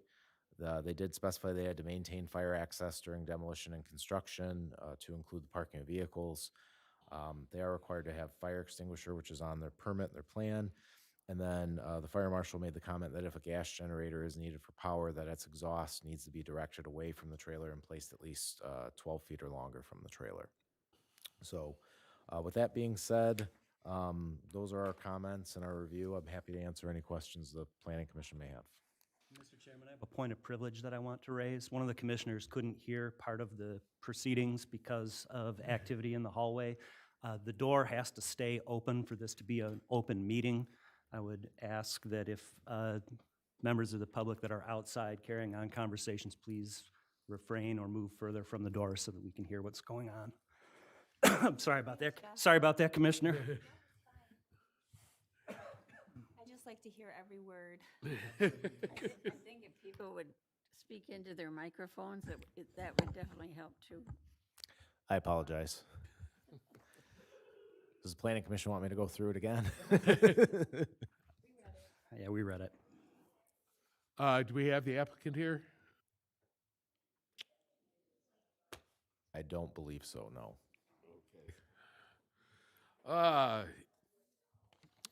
Discussion. Commissioners. Akers, if I may, Mr. Chairman. There's a trailer on that site right now at that location. Is that, what is that? I believe actually, I'm not certain. I'm not sure if the trailer was moved in prior to getting the temporary land. We are allowed to approve temporary land use permits for a period of like 2 weeks. Oh, okay. So I believe, and I apologize because I know our specialist, Brittany Williams, was working on it, but I do believe that we granted them a short-term approval to cite it on there for 2 weeks, and then we brought the request back before the Planning Commission for the longer term. Thank you, Director Akers. And through the chair, I do go by there every day. That whole west end of the property has all been cleaned out, and there is a good-sized trailer sitting there, so I would assume that's what it is, but it looks, they have cleaned it, so there's no traffic there, no other parking. They've cleared that all out, so it looks neat. We're on open discussion, right? Yes. Mr. Chair, I'm saying I'd be willing to grant the one-year temporary land use, but the understanding has to be that this is to allow reconstruction of the main building. If the applicant returns for an extension, they are going to need to show active process on getting the building rebuilt. I want to make it very clear, we aren't advocating an RV sales lot out of a trailer. Yes. That's not part of our zoning code. So I can verify that we've spoken with the applicant, we've spoken with the architect that they've hired to begin working on renovations and repairs and updates, so that should be moving forward, but we will make sure it gets conveyed. Thank you. Concerns from my end, Yeah. sir. I like the idea that Yes, they're gonna reconstruct something new, modern. It's complete demolition, isn't it? Is it not, Director Akers? I believe. I believe the back half of the building is gonna be completely demolished. Yeah, so there you go. Complete. Us as a site plan Yes, it would. review, because it's a reconstruction. Yes, it would. So we'll get to see it, and the Yeah. public will get to see it, the National RV, and we'll all be in on the process to make sure that it's built up and looks as good as it did in the past. And Absolutely. they recover from their fire, which is what we really hope happens. Yes. Mr. Chairman, if there's no other discussion, I would be happy to make a motion. Sure, but we have an opportunity for the public. Super. Anybody? Chairman, I apologize. We do have a representative for the applicant here. Okay, sure. God decided to slow me down a little bit. No problem. So the entire building will be demoed. Okay. It will be built up to current standards. I mean, it was actually started, first erection went up in '94, back when it was Walt Michaels. There's been multiple modifications to it, but it will be completely demoed. The stormwater prevention will be brought I'm up. sorry, could you introduce yourself, please? Sean Bound, I'm with Rockford Construction. We're the design-build contractor for the project. Our in-house architect has been talking with Brittany, with Ron, with the various members to ascertain exactly what you're looking for. When I look at Kenworth next door, there is a lot of glass. Proportionally, no, but there's a lot of glass windows there. We're hoping that we can give you what you're looking for.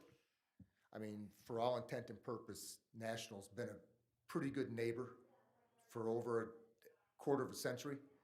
They would like to do that for another quarter of a century or more. They are a family-owned business. And when it is done, it will comply with all of the requirements of VBTs and hopefully bring more customers to the area that they can start shopping in the area, not just for an RV. The demo will start next week.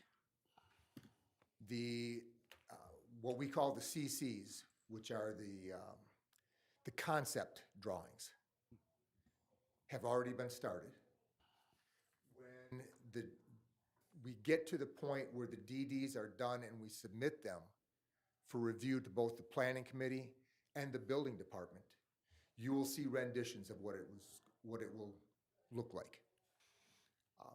We'll take all input and comments. There may be some pushback on some of them, as there always are from architects, owners, and contractors. But we like building relationships as much as our clients like building relationships in areas. So any questions you have, I'll be more than happy to answer. Through the chair, I do have a couple questions. What is your construction schedule? Well, we're planning on having the drawings finished by the end of April. Okay. And that's construction drawings? Are the actual design drawings that will go in for, we'll submit a set of plans for critique, and we'll make adjustments to them, so that when our design drawings come in, the building department, the planning department should have a pretty easy time passing through them. There should be minimal comments. The one entity that we are concerned about, as most everybody in the building and planning department is Wayne County. You don't have to say it out loud. I can read your lips. So we're using Netterveld, who is out of Ann Arbor. They've got multiple offices in the state, and they've dealt with Wayne County frequently.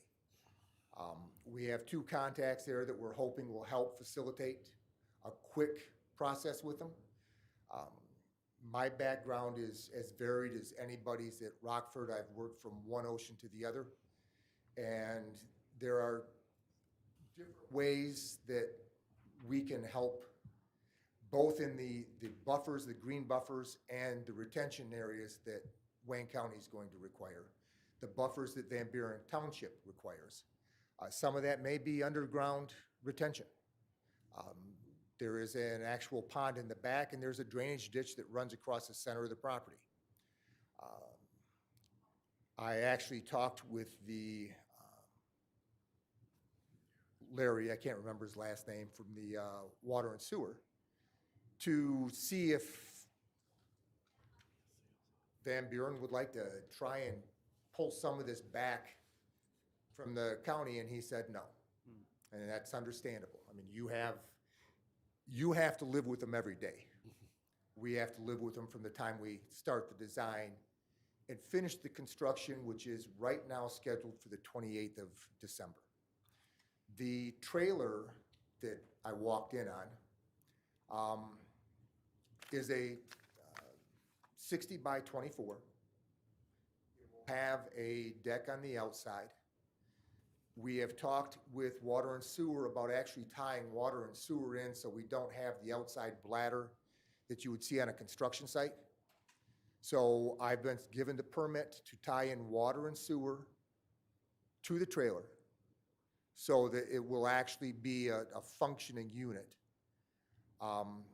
That will be there until the TCO comes around, and I'm hoping that's about 2 weeks before Christmas. So you're looking at 8 months of a trailer with the signage that is up right now, plus maybe some more signage on the trailer, letting them know what it is. I know a lot of communities think that a gray box is somewhat of an eyesore. Considering that the length of time that National has been in this community, I hope that eyesore is somewhat overlooked, just for the short time that it's going to be there. Sales office It is going to be a sales office. during construction? And so there'll be an additional trailer for construction, right? I don't think that we're going to need that much. We Rockford actually have an office down in Detroit. So you may see a small trailer in the back, but you're not going to see something along the service drive. But behind the site, behind the building, right? Yes, hopefully. Now, that all depends on what Wayne County tells us. Have to, the way, because you need circulation to get to the sales lot, to the You sales lot. need circulation, plus you've got your buffer zone that we have to Right. maintain. Yeah. And we're going to, once we set that trailer up, we're not going to want to relocate it. It's not, even though they have the ability, they being, National RV has the ability to move trailers around all day long, because that's what they do. We prefer to have it sit in one place. We'll have a superintendent on site, Right. full-time, and more than likely a project engineer 3/4 of the time. So we will be in constant monitoring of the job site. When the demolition starts, there will be a temporary security fence around the property that's being demoed, the actual building right now. It's in their contract to move that as they deem necessary to hold a safe zone around the demolition, because the last thing we need are some kids coming around there and getting cut or pinned on something. The demolition complete will take about 4.5 weeks. That's breaking out all the steel. There were a few vehicles that were damaged in the fire inside the building. Those are going to be hauled off. The majority of the material will be crushed and hauled off-site. The steel will be brought back to recycle, whether it's through Louis Padnos or somebody else. And You'll have a month and a half of a flat site. It will be filled with sand to take all the holidays out where the footings came out. And then it'll be topped off with 8 inches of 21 AA crushed concrete, like you would put underneath paving. So it will be a flat level site, and you won't see an eyesore sitting there, like a hole in the ground that you have to worry about conditions down the road. Mr. Chairman? Yes. Could I ask the applicant a question? Absolutely. Thanks. I'd like to know, is a 1-year temporary land use expected to be sufficient for the amount of time the trailer will be on the site? Second, is the trailer that's currently on the site going to be the same trailer that's there for the next year? And third, how far did the gentleman drive tonight to be here? I'll answer the last one first. Too long. The miles don't bother me. Enough. Snow? I am a firm believer that whenever you go outside, there's weather.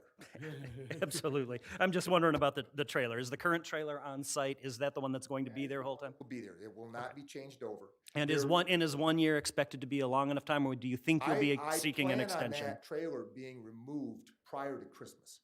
So you're looking at 11 months. Answered. Thank you, sir.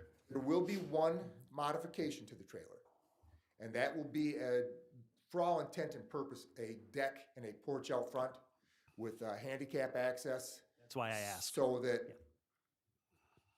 and that will be built of wood. Okay. Great. Anybody else? Comments, questions? Okay, Public comment? public comment? Anybody have a comment concerning National RV?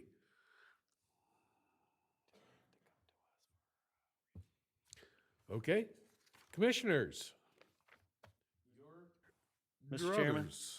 Yes. I'd move to grant the applicant National RV a temporary land use approval to permit the setup of a temporary office trailer at the site located at 44700 North Interstate 94 Service Drive, based on the analysis and subject to the conditions detailed in the letter from staff dated Mr. Akers, Director Akers, January 6, 2026, with no additional notes or conditions.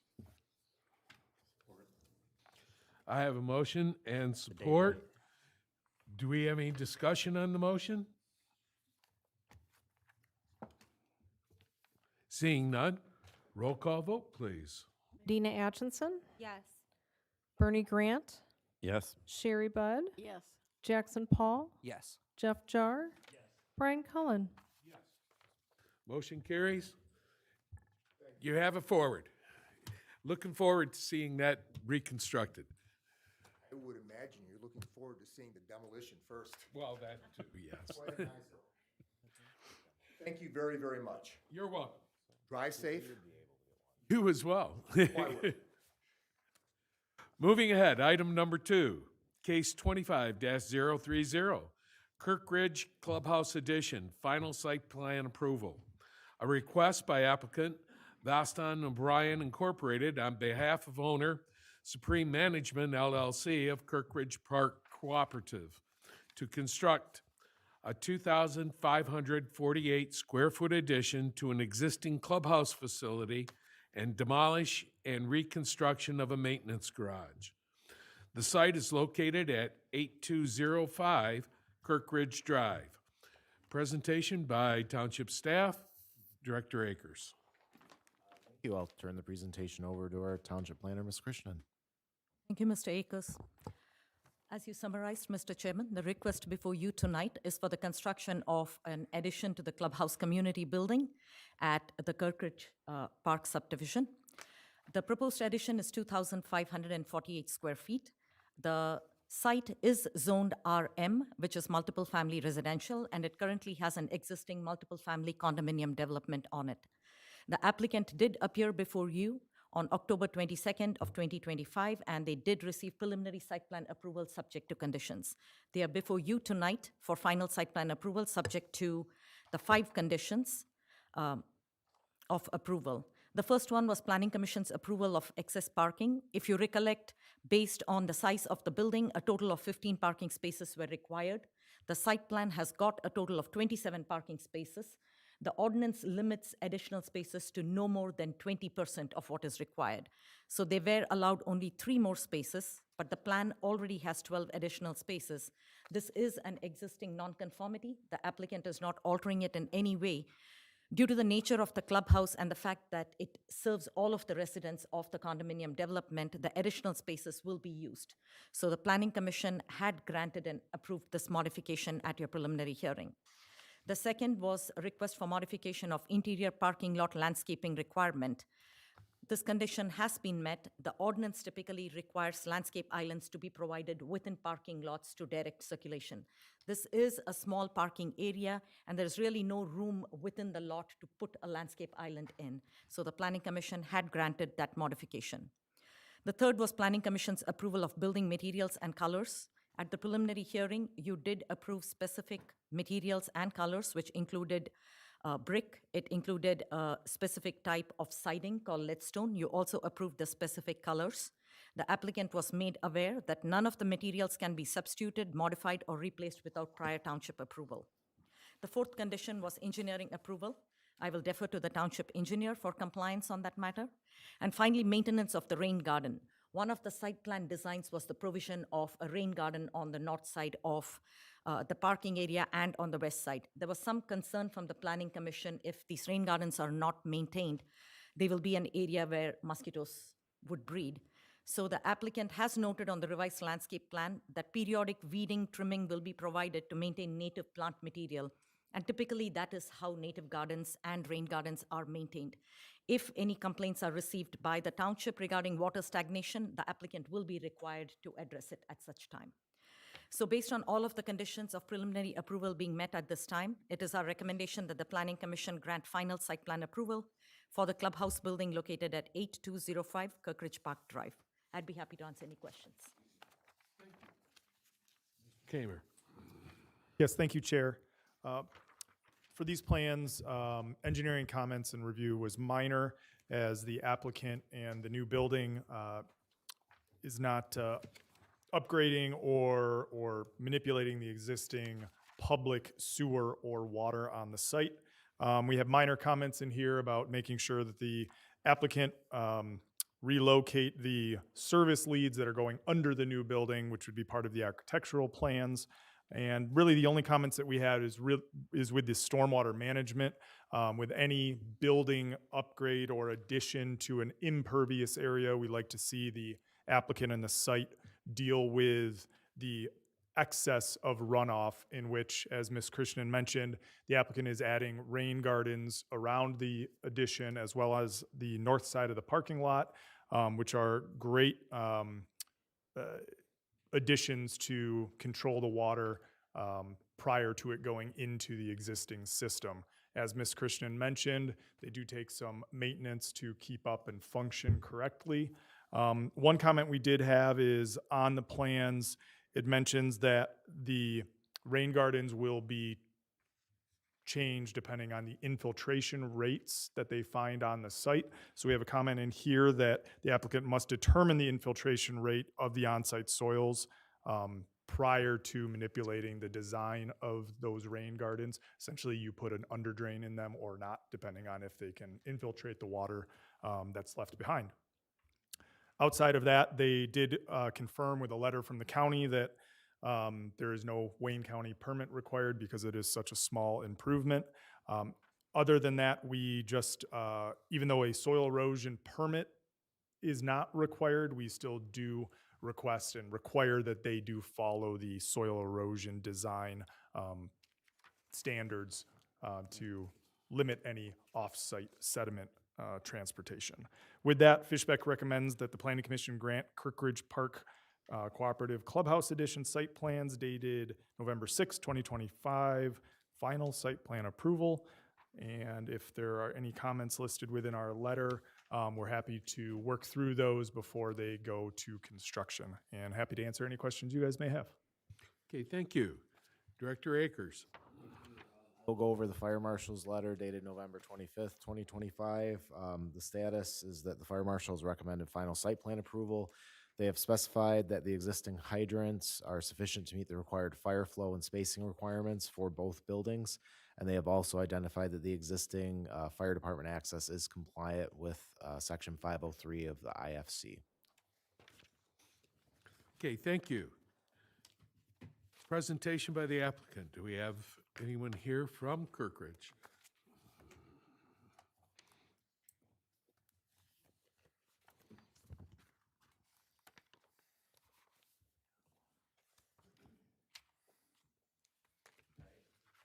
Hello. Is it working? Oh, there we go. I'm Dave Brewer with Vanston O'Brien. I'm the builder, 8150 Jackson Road. Related to the parking lot, it is existing. I'd like the commissioners to also take note that there's a tennis court and a small ball field. There's some recreational type activities that can happen around this building that would not be people in the building necessarily. They also have their meetings in this building, and there's elderly people that live at the site that might drive back there, wouldn't be able to walk the whole way. So I think it's important just that the additional parking's kind of needed. Let me see. Was there anything else we need to speak to?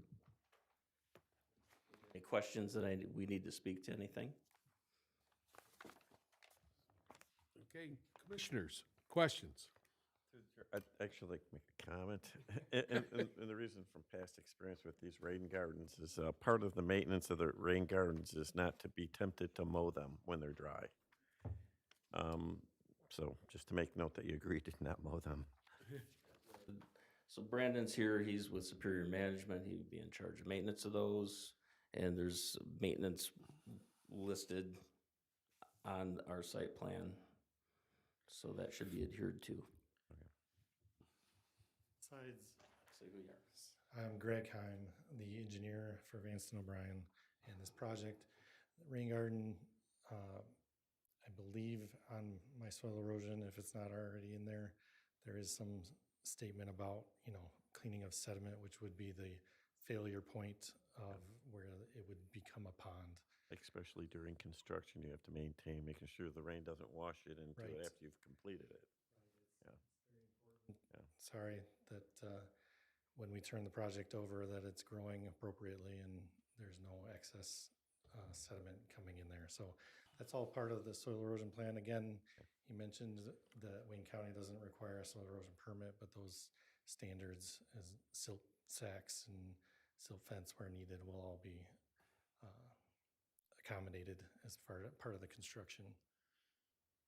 Yeah, let me say one other thing.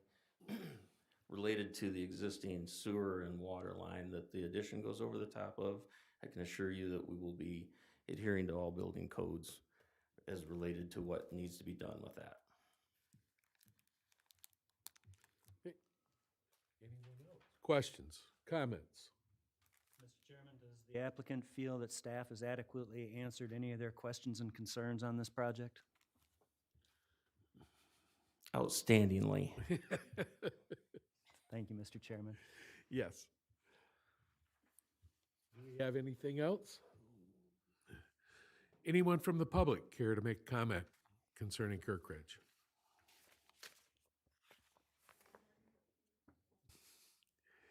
I heard the comment that was rain gardens are cool. I will say, public comment, you should come up, say your name, but I agree with it, which is why we have been working so hard on it. Okay. Sorry, Mr. Chairman, didn't mean to you're interrupt. fine. You're fine. Anybody else? Okay, commissioners, any thoughts?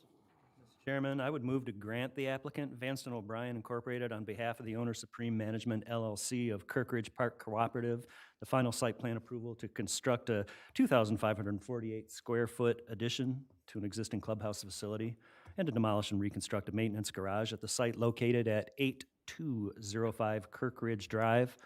Based on the analysis and subject to the conditions detailed in the McKenna letter dated December 17th, 2025, the Fishbeck letter dated December 17th, 2025, the Van Buren Fire report dated November 25th, 2025, with no additional notes or conditions. Support. We have a motion by Commissioner Jarr, supported by Commissioner Grant. Do we have any discussion on this motion?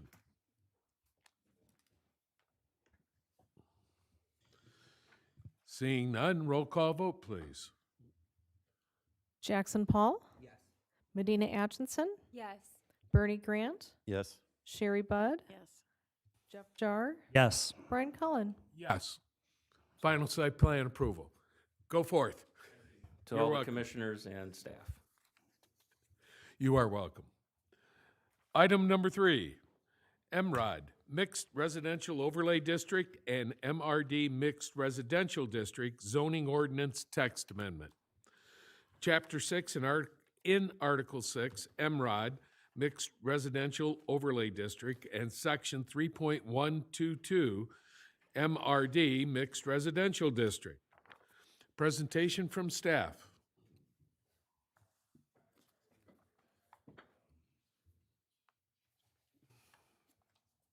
All right, good afternoon. Good afternoon. Evening. Hey, More ways than one. for allowing me to appear before you this evening, and thank you for hanging out this long. So, Introduce yourself for us, uh, please. I'm sorry, the mic goes.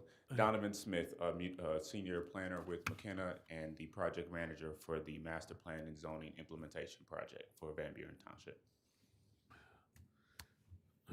So just some brief background. We've been working with the township for the better part of 2 years, and we are rounding the end of this grant that Mr. awarded the township, the Housing Readiness Incentive Grant, and the objective of that grant was to support communities making changes and updates to their zoning ordinance as it relates to housing in support of housing stock, affordability, and housing diversity.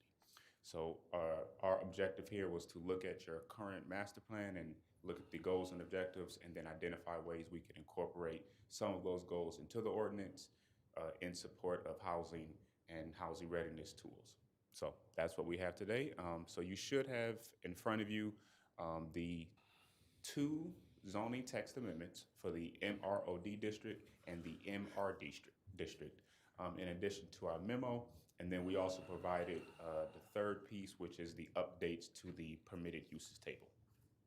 All right. So as I mentioned, this is a part of the Redevelopment Ready Communities process, updating the ordinance as well as the Mr. Housing Readiness Program to implement master plan goals, engage community engagement stakeholders. We did host a public hearing and then develop strategies to address or improve housing or encourage housing in the township. So throughout the process, we did identify several overarching objectives. This is based on input and looking at your ordinance, and I'll go through several goals in your current master plan. And those are to provide an adequate supply of housing for new and existing residents, provide housing that allow residents to age in place, cultivate vibrant neighborhoods with a mix of uses, sense of community, and high design standards, developing additional zoning districts or regulations to accommodate compatible housing within and near commercial areas, while also aligning with the objectives of the State of Michigan Housing Plan where applicable. When we look at your master plan, it does provide maybe 6 or so overarching goals that connect to equating adequate housing supply, the neighborhoods we mentioned, the improvements to neighborhoods, ensuring diverse and strong economy through housing and the use of commercial and office spaces, and then to ensure the preservation of the township's rural character, particularly in the southern portion of the township. So we looked at those overarching goals and then we drilled in on them. And then the master plan also goes into providing specific goals related to residential, mixed use, and then commercial goals. So really briefly, they encourage ongoing maintenance to existing residential neighborhoods and developments, encourage new housing through missing middle or the missing middle formats of housing, encourage and review density in housing, regardless of housing format, and how it should be compatible within the context of the immediate area and neighborhood. And then the last goal here was to develop the development of new multifamily housing that should occur within mixed-use districts allowing existing multiple family development, apologies, allowing existing multifamily developments should be maintained through firm controls and design standards. So as we kind of get into the ordinance, you'll see where we kind of incorporated various aspects of these goals into that ordinance. As it relates to mixed-use districts, the master plan identifies mixed-use neighborhoods and districts should be compact, pedestrian-friendly, and should conform to traditional neighborhood design principles. Many activities of daily living should occur within walking distance, allowing independence to those who do not drive, especially the elderly or young. And then a broad range of housing types and price levels should be included within these mixed districts to bring people of diverse ages, races, incomes into daily interaction. So one good thing about the master plan is it had a lot of those kind of high aspiration goals that came out of the MSHDA grant. So this was a really good opportunity to take what was there and really push it forward because a lot of those were in line. And then as it relates to the goals in commercial, it was to preserve, again, the rural character of the township by being more particular and specific about where you are allowing increased density or alternative housing options. And then to apply relevant land use objectives with respect to residential, commercial, office, and industrial uses, and making sure that these are all compatible and working together. On October 30th, in this room, we did hold an open house where we discussed some of the goals that we identified. It was very well attended. We had several boards where we developed illustrations that are also included in your packets. These illustrations were really the starting board or springboard where we looked at several properties throughout the township and started to kind of brainstorm what if we were to forward an ordinance related to zoning to attract development, to encourage housing, what could that look like?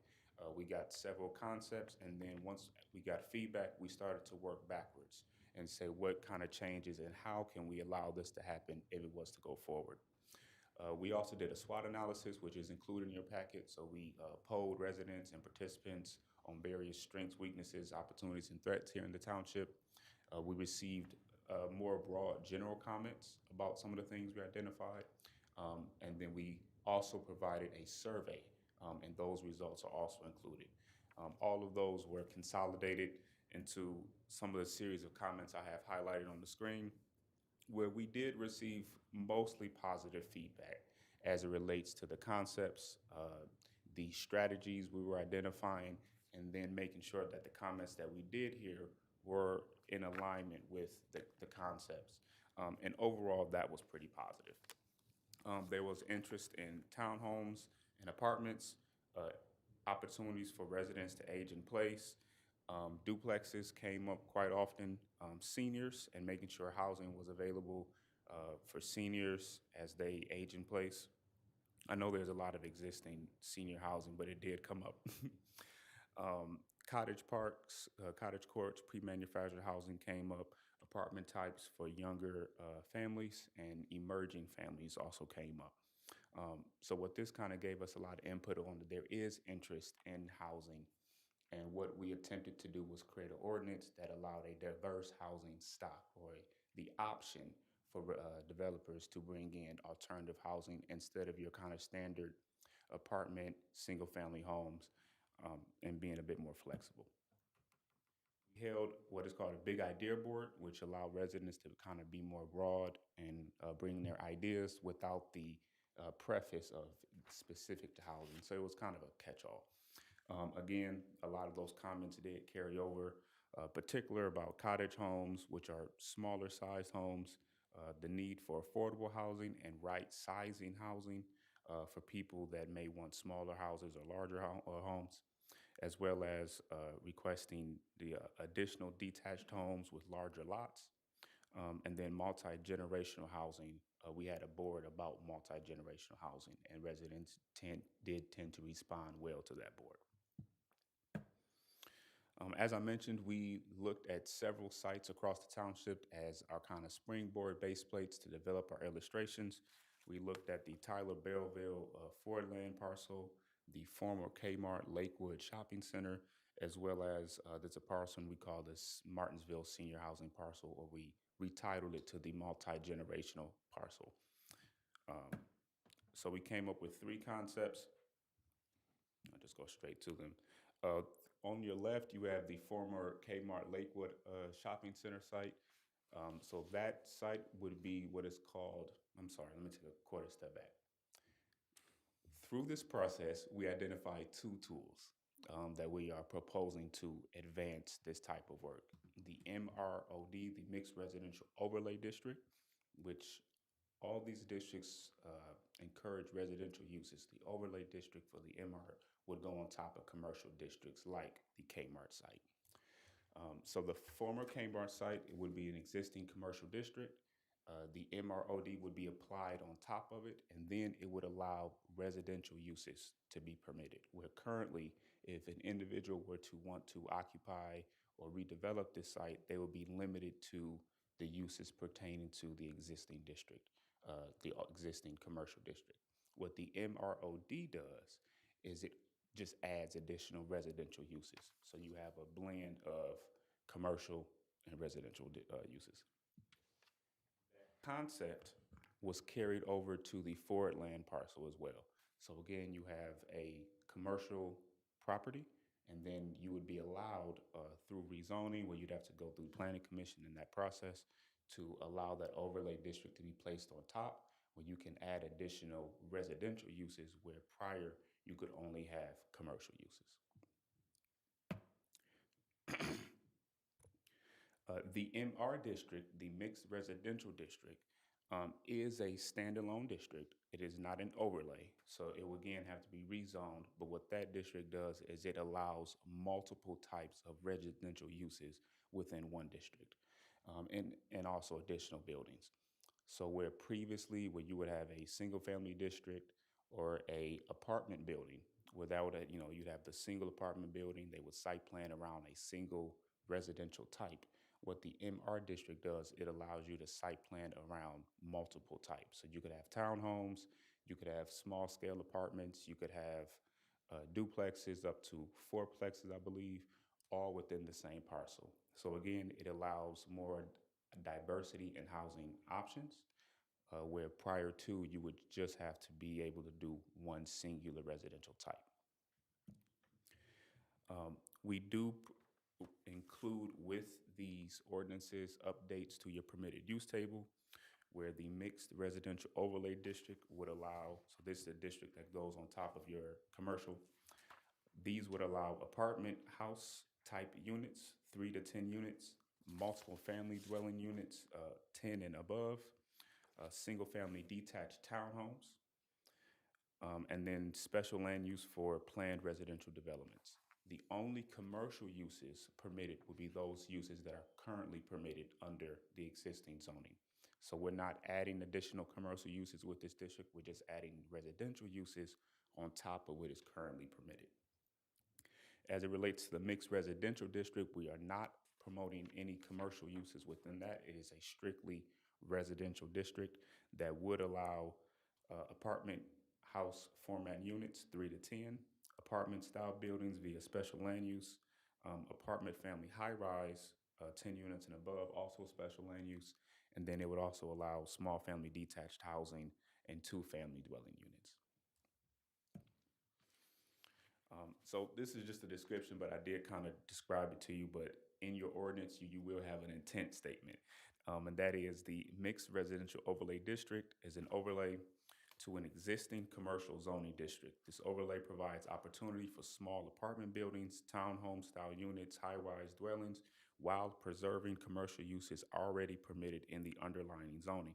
The intent is to foster walkable, mixed-use activity centers where residents can live close to shops, services, and employment. Planned residential developments are also supported, but they are special land uses, offering additional flexibility for larger or more coordinating housing projects. Also in your packet, we did provide maps that show where these districts would be permitted. So the Mixed Residential Overlay District is, again, an overlay. So it has to be on top of your C, C1, C2, and your office technology districts. So you can't just go to any parcel in the city, or a developer can't come in and say, I want it here. If it's not one of these existing districts, then they would have to ask you to rezone it to one of these districts and then ask for the overlay. So it's not a blanket rezoning or overlay. That process still has to comply. They have to go through all those standard planning and zoning processes. So with this overlay, most of these districts are located north of 94, again, in those commercial districts. There are several regulations highlighted within that overlay district that are included in your packet. Most of them permit the types of residential uses and where they are, again, referring to the existing commercial district for those standards, while also providing building envelope standards, requiring buildings to be oriented towards the street, prioritizing pedestrian activity, storefront transparency, encouraging shared parking, because again, these are mixed sites, requiring bicycle parking for multimodal methods, mandating high quality and architectural design standards, requiring usable public and private space, again, mixing residential and commercial uses, and then promoting outdoor public spaces, outdoor dining plazas, and things like that. And then there were a few more, it was 2 pages worth. The last few here are enforcing human scale building design, step backs for taller buildings, requiring street facing entrances, high transparency at ground floors and articulated facades, establishing strict standards for building materials, colors, roofs, awnings, fences, prioritizing durable and timeless materials, and then positioning the overlay as a placemaking and economic development tool that enhances property values, community character, and encouraging mixed-use development. The second district we are proposing is the mixed residential district.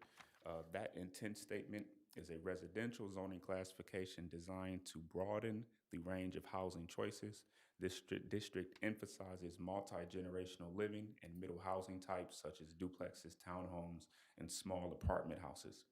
Larger apartment buildings and high-rise dwellings may also be considered through the special land use process. Unlike the overlay, the MRD excludes commercial activity to maintain residential character in neighborhoods. Summarily so, the ordinance does provide regulations, single-family homes, permitting uses, single-family attached townhomes, 3 to 10 units, 2-family dwellings, and small-scale apartment buildings would be permitted in these districts. It does allow taller, high-rise, multifamily via special land use, so that would have to go before you. It sets a minimum for unit sizes from 5 to 1,100 square feet based on bedroom count. It allows building heights up to 65 feet.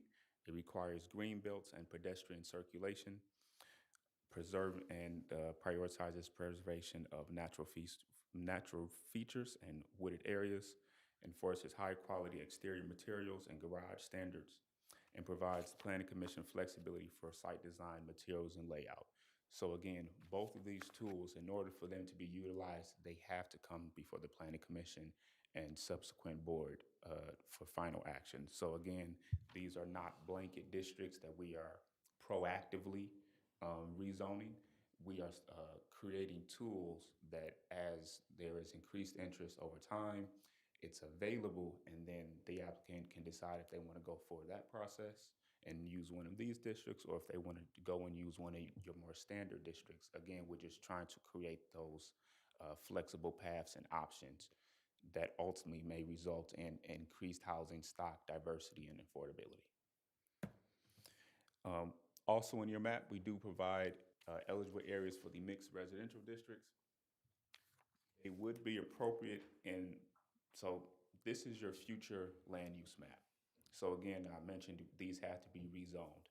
When you do your rezoning, it has to comply with your future land use. So when these are proposed, you will look at your existing residential future land use character areas, and that will provide your basis if you should support the rezoning. So what this map does is it shows your low density, single family, medium density, and family future land use categories and where those are. So these are areas that would be more suitable for a proposed rezoning to the MRD district. Okay. And that's the ordinance or the series of ordinance as a whole. So I am here if you have any questions about what you have. This is a public hearing. Like I said, we are at the end of this grant here. And we are looking to start having action so we can forward it to the board and hopefully with their support, be able to close this grant and move forward. Thank you. Thank you. Donovan, I just wanted to add to a couple of things Donovan and I discussed while drafting is, the MROD is an overlay district, like Donovan mentioned, but unlike the BROD, it is not going to be seen on your zoning map. Somebody has to actively ask for a rezoning, and the Planning Commission and the board will have to decide whether you're okay with allowing for that overlay to go on. So it's not automatically going to be on there like the BROD already is. If you look at your zoning map, you can see the BROD boundary. You will not see the MROD boundary on your zoning map. So it is an overlay. This overlay has got much higher design standards than even the BROD. The intent is by allowing someone to have the ability to do residential on a commercially zoned parcel, they need to safeguard the residential homeowner's interests and balance it with the commercial home property owner's interests. So it is not automatically going to be placed as an overlay if and when a developer, because it definitely allows for the range of uses that can be permitted on, for instance, the Lakewood Shopping Center. That shopping center is near empty. Is it fully empty now? Is it fully empty now? No. No, Dollar maybe General, one. Little Caesars. So over the years, it has gotten empty. And when the township adopted their RRC plan, Redevelopment Ready Community, that was one of the priority sites that was identified by the residents of the community as something that needs to be redeveloped because it's an eyesore. So by allowing for the MROD, it gets a really high quality development. What the developer or somebody gets is the ability to put in residential uses also on the property. And the quality of development will be that much greater based on the MROD regulations. One of the key things the Planning Commission had pointed out at your last discussion of this for the MRD district, the mixed residential district, you wanted to make sure that nobody is using this as a backdoor to put in higher intensity on a parcel. So we included that any development that comes under an MRD zoning needs to have minimum 3 different housing types, 30% of each. So they can't say we are providing single-family homes, multiple family apartment, and put in 2 single-family homes and make the rest all apartments. We want to be sure that there is an enough mix of uses which truly reflects the reason why the ordinance amendment is being done, to provide for a variety of housing, everywhere from young families to single people, all the way to somebody who wants to retire and move into a smaller home. So the ordinance has got all of the corrections that you had recommended last time in order to put in safeguards so that it provides for that missing middle housing without compromising on the density. Also, the concept plans that are presented here, that is something, it's only a concept plan. This is not how the parcel will be developed. It is just to give an idea, since these were sites that were identified as priority redevelopment sites by the township residents in the RRC plan. We just picked those to do a concept drawing on. This is not how they'll be developed. I want to clarify that. For the purposes of explaining how these 2 districts will work, we use these as test subjects, so to speak. Yes, Thanks, Tom. thank you.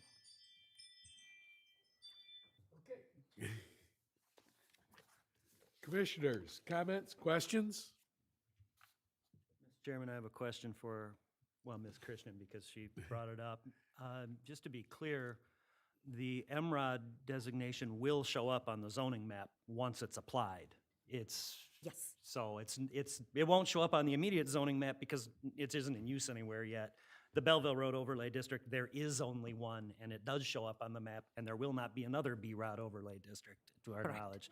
But it will show up on the map so that we'll be able to identify MROD residential overlay districts. If I remember, the Planning Commission asked me last time, what happens if one of the commercial parcels has already got a BROD on it? What happens if the BROD allows only commercial uses. It's basically a design overlay. Yeah. The uses that are permitted are dictated by the underlying zoning. The question was, what happens if somebody asks for an MROD on a parcel that is already under the BROD? Donovan, you want to explain that?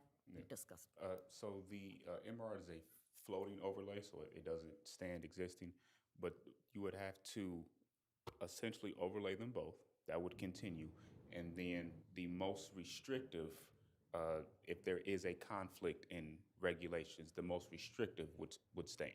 And then you would continue that process in your typical fashion.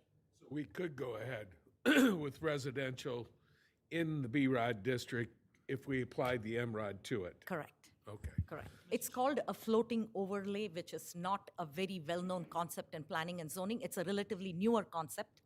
So the floating overlay basically allows a municipality to have full control over where they would actually like to place the overlay in order to control what development can go in there.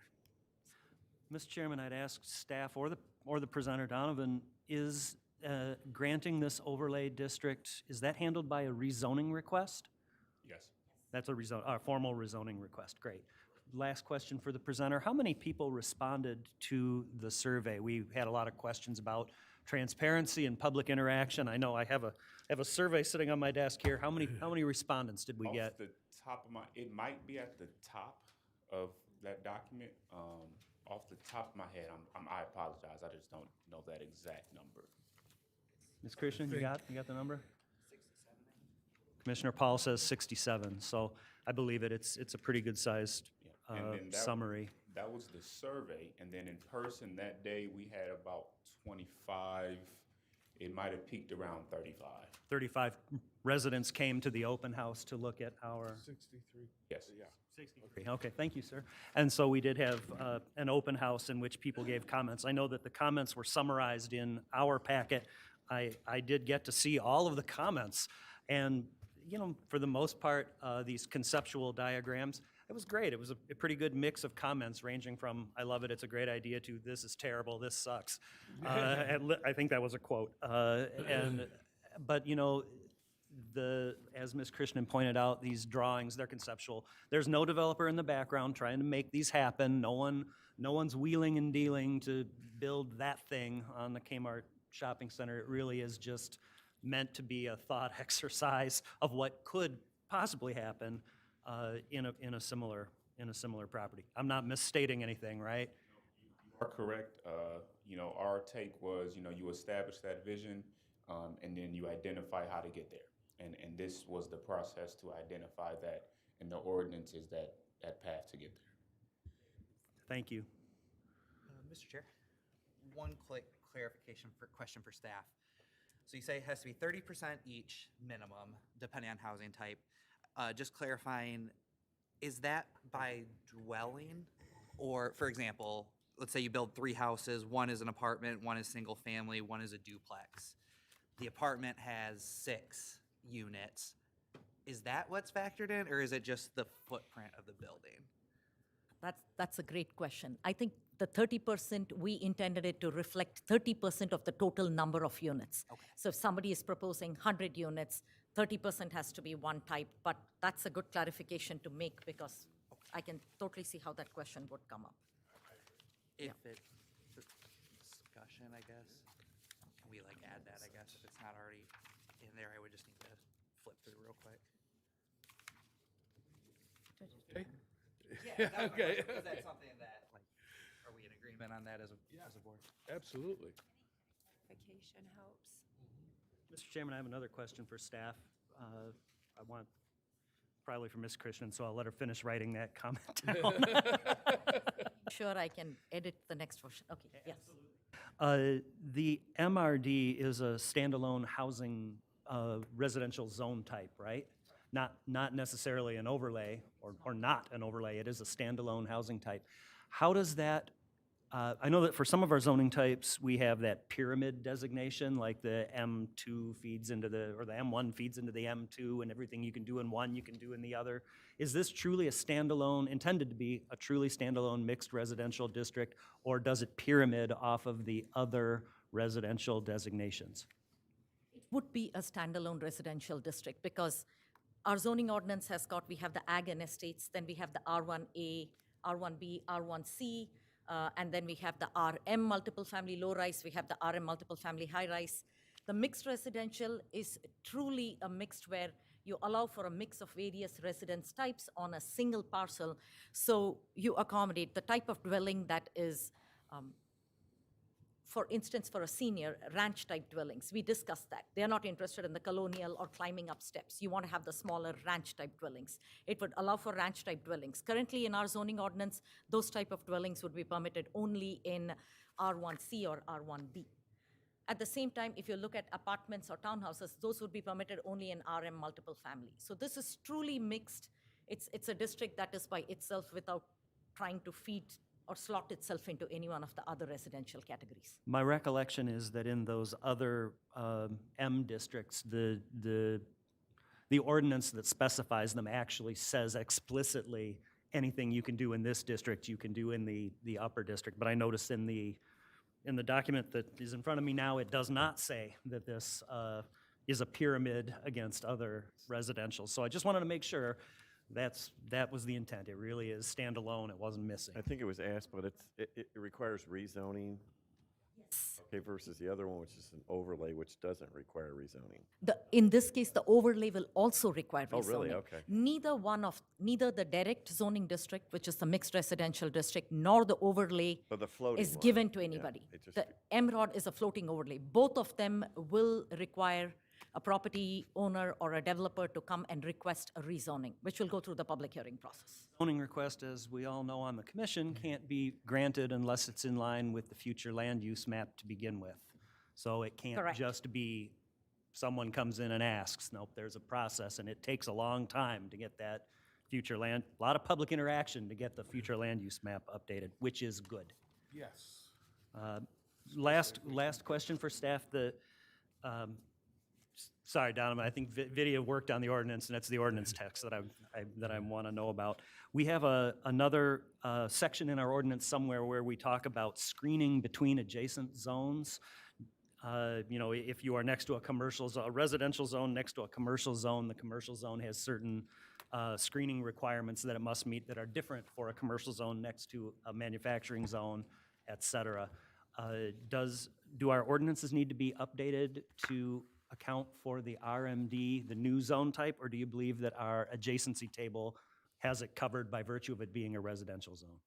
I think it'll be covered. We have already added, if you look at the MRD district, under the footnotes, it says, green belts shall be provided along all property lines in conformance with the requirements of section 10.103E of this ordinance. 103E basically says if an RM is abutting an M1, if a single-family residential is this. But we will take a look at the table to see if MR needs to be added in, because it's currently talking about R districts and M districts. MR is a whole new district, so we might have to amend that table to add MR. I'd appreciate it if you'd look at it, since it comes up during rezoning. It's very frequent that one of the criteria that we have to do when we're looking at a rezoning request is compatibility with adjacent zones.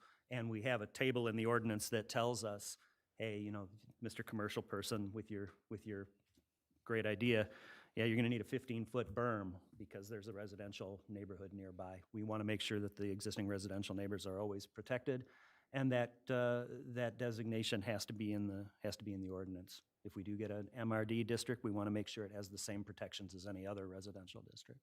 So please check it, if you would.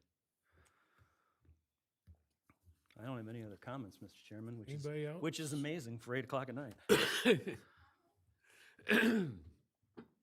I have a question. Is our ladder truck able to cover a 65-foot? Yes. Okay. Because I saw the height of a high-rise, excuse me, can go up to 65 feet. So I want to make sure we have an apparatus, if that was approved, Yes, so to take care of the problem. it can, a lot of times with those higher buildings, when they're designed under the building code, they have fire suppression requirements that they have to provide. They are required to provide fire doors and firewalls depending on the length of corridor. So there's a number of things that are put into new construction buildings which are intended to slow the spread of fire so that way people can escape safely. Right. So, but yeah, the short answer is yes. Yeah, I just want to make sure that if they have to get up there, that they can reach it. The proposed height is less than what our ordinance currently permits for multiple family high-rise. We have Okay. reduced the height greatly in the new ordinance. Our current ordinance that has been there Long time. a really long time permits much taller building heights than the proposed ordinance. That We have go- reduced the will- permitted. Will that go away with this? That is the existing multiple family RM1 and RM2, unless you choose to visit. The RM2, I don't have the, Yeah, because that was on one of my lists, is Strict. the question, the height. Because, I mean, in our area, I mean, 5 stories is probably I mean, 'cause this is even considered small town where we're at, we're like rural, basically. And I think to get anything above that tends to take away sort of the, the small town feel of what this area is. It's not big town, and that's why people move here. So I would say that we should probably look at changing that.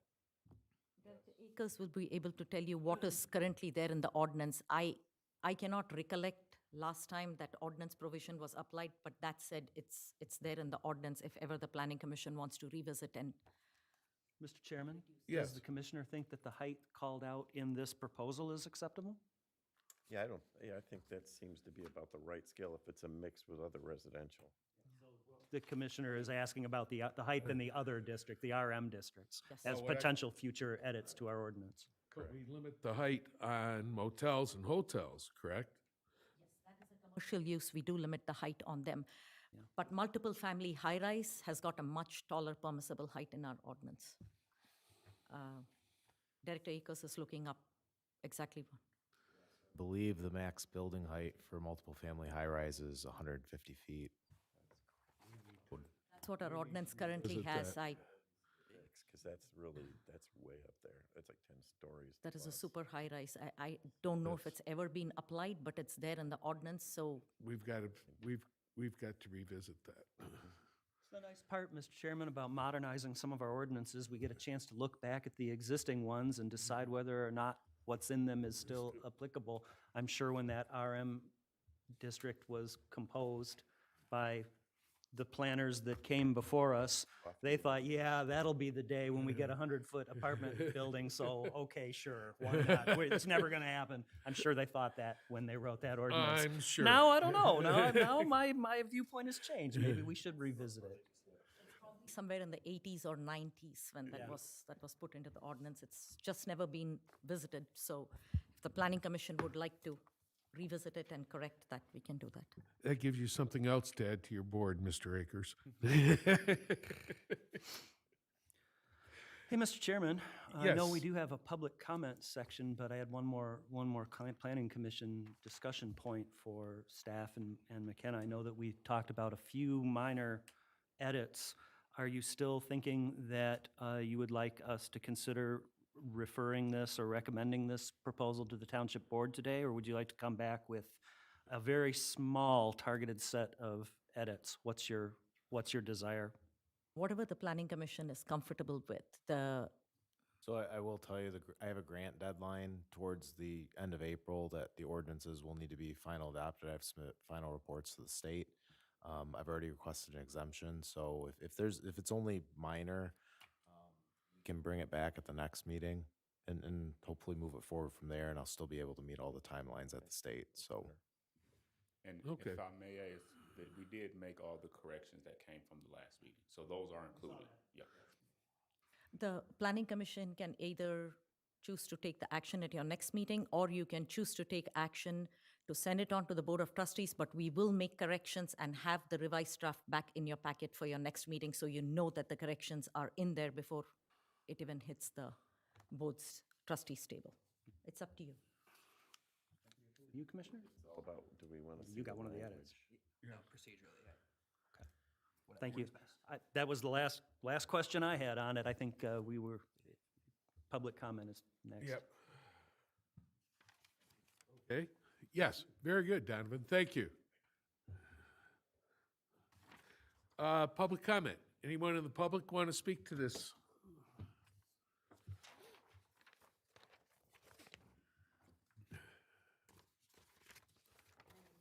Gibson.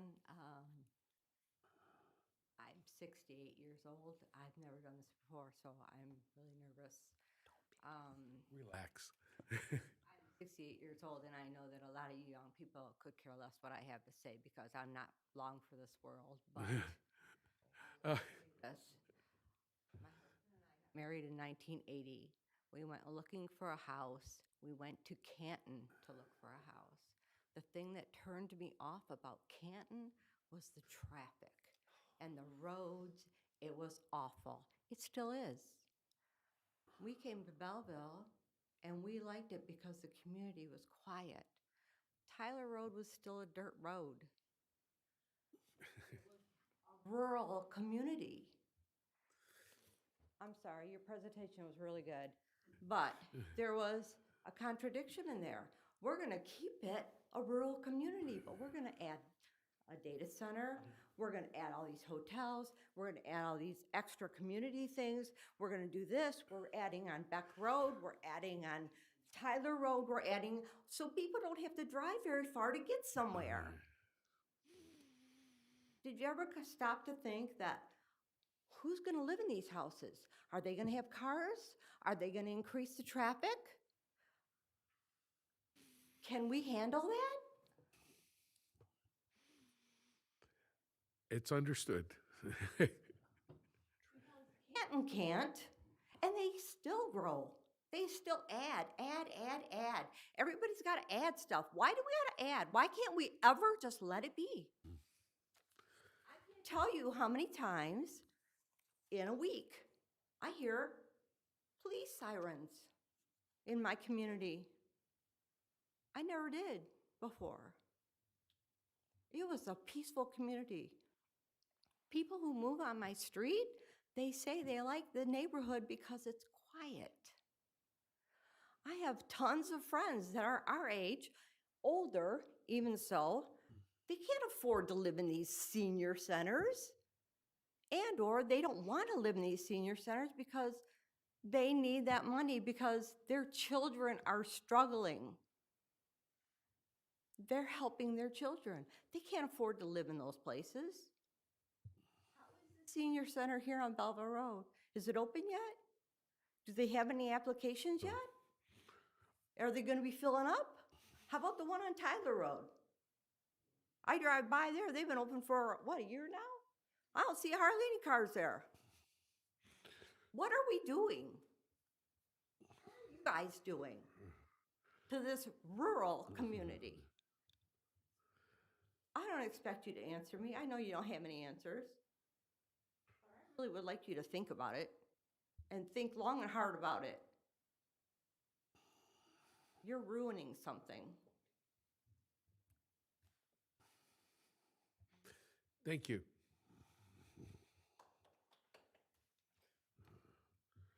Okay, anybody else? Commissioners. Oops, I'm sorry. My name is Casey Gomia. I will say when this survey went out, I was very strong in my feelings about like, just leave it, stop touching things. But also something that I'm passionate about is having walkable communities. And my mind was changed here with this. This was a very lovely presentation. I think that it addresses a lot of concerns about walkable communities. And one of the questions I had is like, where is the parking here? You know, are people from outside of that neighborhood going to be able to go and, you know, go to these businesses as well? And where will the additional parking for that be? Where is the space? But yeah, I think that's all I have to say. I appreciate that I stayed here so that I could get to see this because that's really cool because I remember doing that survey. I mentioned it at the last board meeting about not having heard anything about what happened with all of those opinions and questions. So yeah, thank you for your time. You're welcome. I want to answer Ms. Gomia's question. With regard to the Emerald parking, that is the district where there will be residential and commercial. Anybody who wants to develop that will have to submit a full site plan that needs to come before the Planning Commission for approval. So if they don't have the required parking for what they're building, they cannot build it. And the underlying zoning for the Emerald is already commercial. The township is not going to be changing the zoning. It is already commercial. It's only for the existing commercial. MRD is residential development. Whoever lives there, they're the only people who can park. So it's not going to be for outsiders or anybody else. It's strictly for the residents, just like any single-family subdivision. Chairman, I'd also Yes. add that on, any one of these developments that would happen under this new ordinance, anytime we get any sort of subdivision, apartment complex, new development, we have to go through a long process with regard to traffic analysis.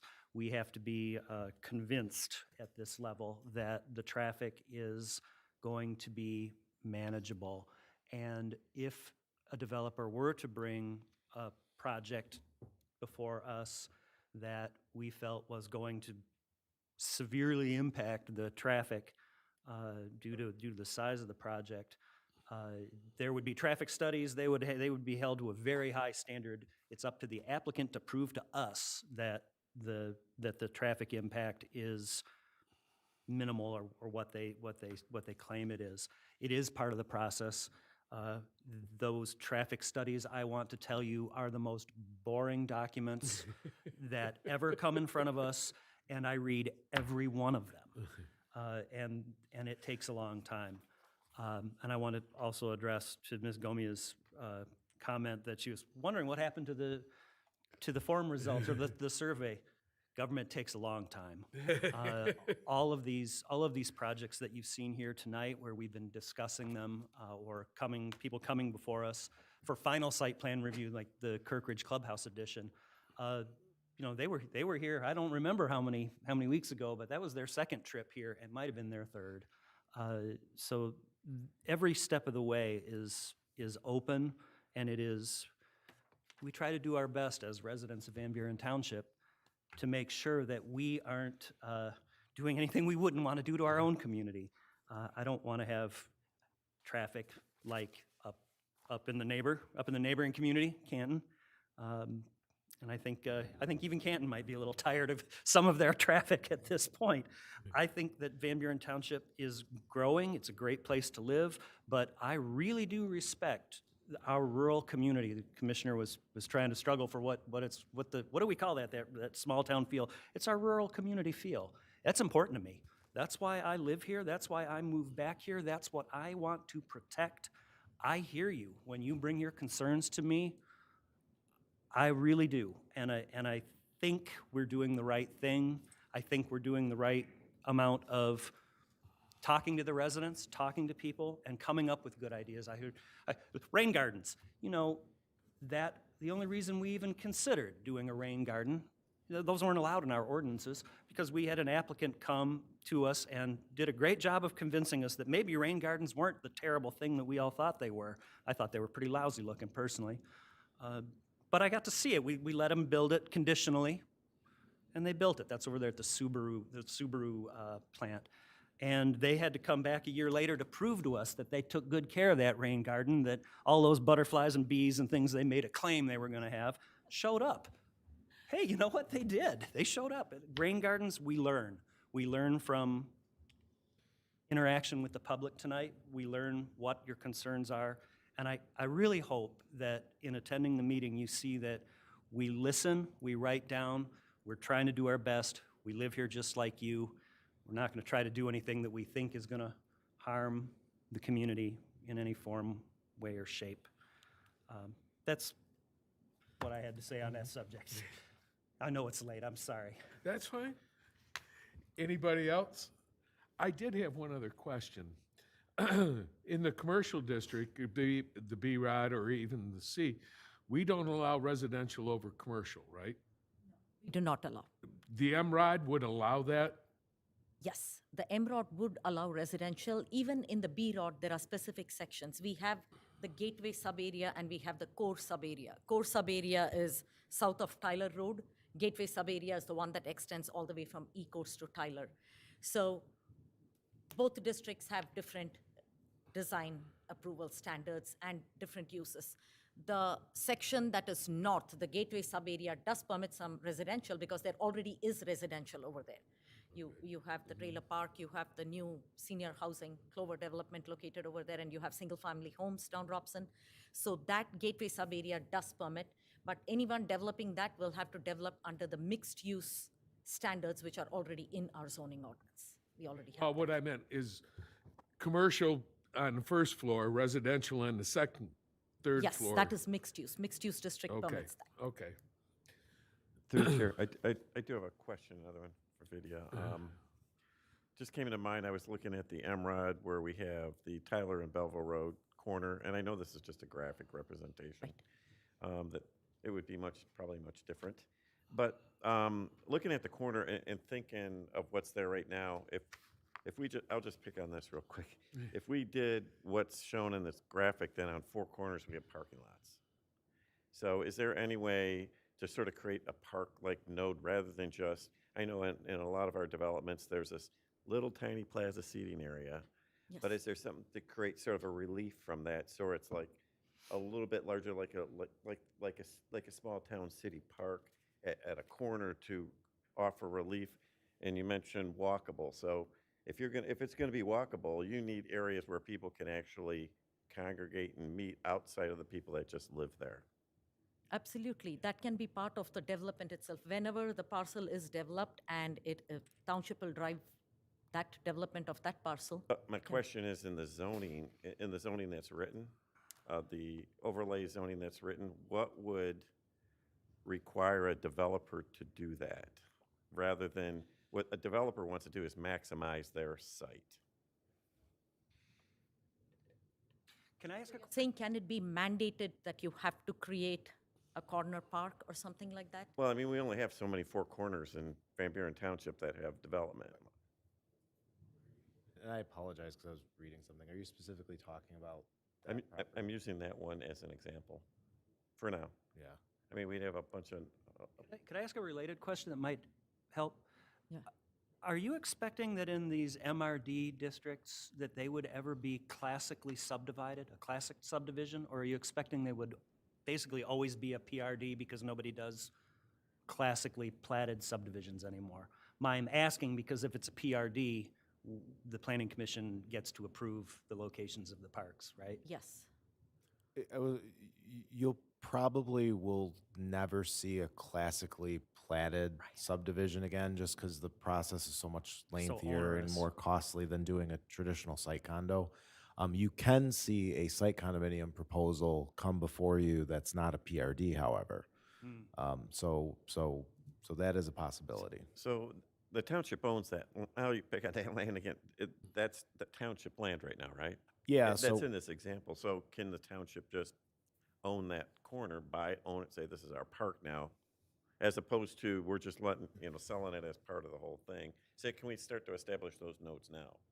Yes, so the township is under contract with Giffords Webster to help us try to figure out what to do with this property. So they have an entire scope of work. It involves public engagement. They've done some open houses.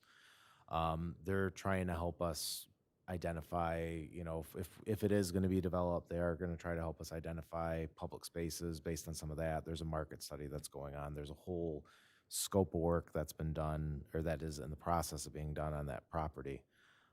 So that's certainly something that I can tell you has been discussed, has been out there. Public spaces that might be owned by the township versus public spaces owned by the developer. Yeah. So I can make sure that that comment is forwarded to that team, but yes. Commissioner Grant, I think this is one of, in the map that Donovan showed, this is one of, it is the biggest parcel. Rest are all like really much, much smaller, right, Donovan? In the map of the red, the existing C districts that you had? I'm just thinking an overall development of, say, the community to tie nodes together so that if people want to walk or people want to bike, they can get from one place to another. I mean, the biggest the biggest divider of Van Buren Township is 994. You know, the lake is on one side, everybody else is on the other side. And to somehow be able to tie those together at the corners, at like 4 corners, so that they have nodes, travel places to go to, like you see in some, like Heinz Drive. I'll use that as an example. Even though it's a full park, I'm just saying they have exercise areas, right? Yeah. That you can drive, this is kind of the same thing, but not necessarily exercise areas. Both these districts, DAF districts, specifically the MROD, it emphasizes a lot on pedestrian connectivity, the Right. ability of people to walk everywhere, bike everywhere, sit in common gathering spaces. So it is not like getting into a car, driving to a store and coming out. Needs to have natural. And even though the Fordland parcel was taken, that parcel has got so many woodlands and wetlands that will be preserved in its integrity. I just want to make sure that Forever. with the language that a developer doesn't develop it out. By the time they put in all the design requirements that are required under the overlay district, it's not going to be possible to just make it chock full of all buildings, at least the way the guidelines are written. Okay. Also, do we have control over the way that an MROD would be laid out? If they asked and applied it to a commercial district and brought us a plan, do we have a right to move things in that plan with the MROD? In other words, we say, no, we don't like the building being 60 feet off the road. We want it up 30 feet off the road. That type of thing. He rezones it to the MROD overlay, and then they come up with a development proposal before you. Would you have the ability to direct where the buildings and all could be located? Yes, under the design guidelines provided over here to meet the intent of the district, yes. Okay. And a question, you mentioned front street entrances.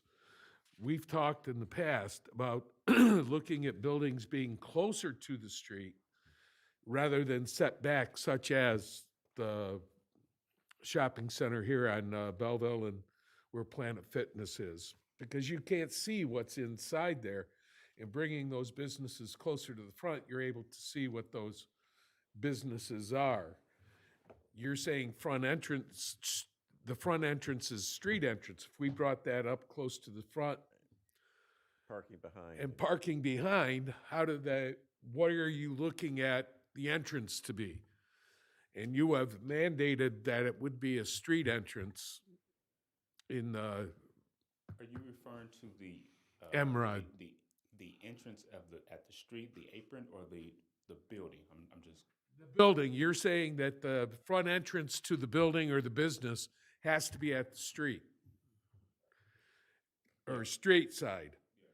If we're looking at parking in the back, do they have to walk all the way around the building to get into for a main entrance? Or I start to get, If they have the street entrance, but behind they have parking, they have back entrances. So it would be the street facing would be the build out where you could possibly still walk to it and enter through the front. And that would be their primary entrance, street facing. But most developers, when they build those, there's a rear parking and a rear secondary entrance, and that's for the parking. It's like a classic downtown design where in the street you're not seeing extensive parking lots. You're seeing actually landscaping and the building architecture up front, and the parking Right. is hidden behind. So people who are walking can get into the main entrance, but those who are driving to the site will also be able to enter from And the they back. have an awesome Central Park. where, at Plymouth? Oh, yeah. Oh, yeah. I've been there. The commercial surrounds it. Uh-huh. People walk through it. Yeah, They hang Central- out there, go. Yep. And nice thing about that too is that allows people to hang out, socialize, and go to the businesses by walking. So it actually creates more activity if you have that relief space. That's why I would say we need to make a park out of that corner. Okay. That's all I got. Anybody else? Anything you want to do, commissioners? Well, Mr. Chairman, procedurally, we're being asked to, I'm sorry. Sorry about that, it's getting late. Procedurally, I think we're being asked to recommend this ordinance change up to the township board. That's correct, right? And I know that there were a few edits that needed to be made. I think procedurally, I'm okay with recommending it up to the township board as long as our planning commissioner is, or our, sorry, as long as Ms. Krishnan, with her edits, feels that the edits are of a nature that can be taken directly to the board, and are not controversial. If I may summarize, Mr. Jar, basically the edits that you would like made on the MRD district were to make sure that the MR district is added to the screening matrix so that you protect these properties from other residential properties. You also want to be assured that in the ordinance, when we say 30% of each dwelling type, it is total number of dwellings. You want to clarify that. Those are the two things you wanted done on the MRD.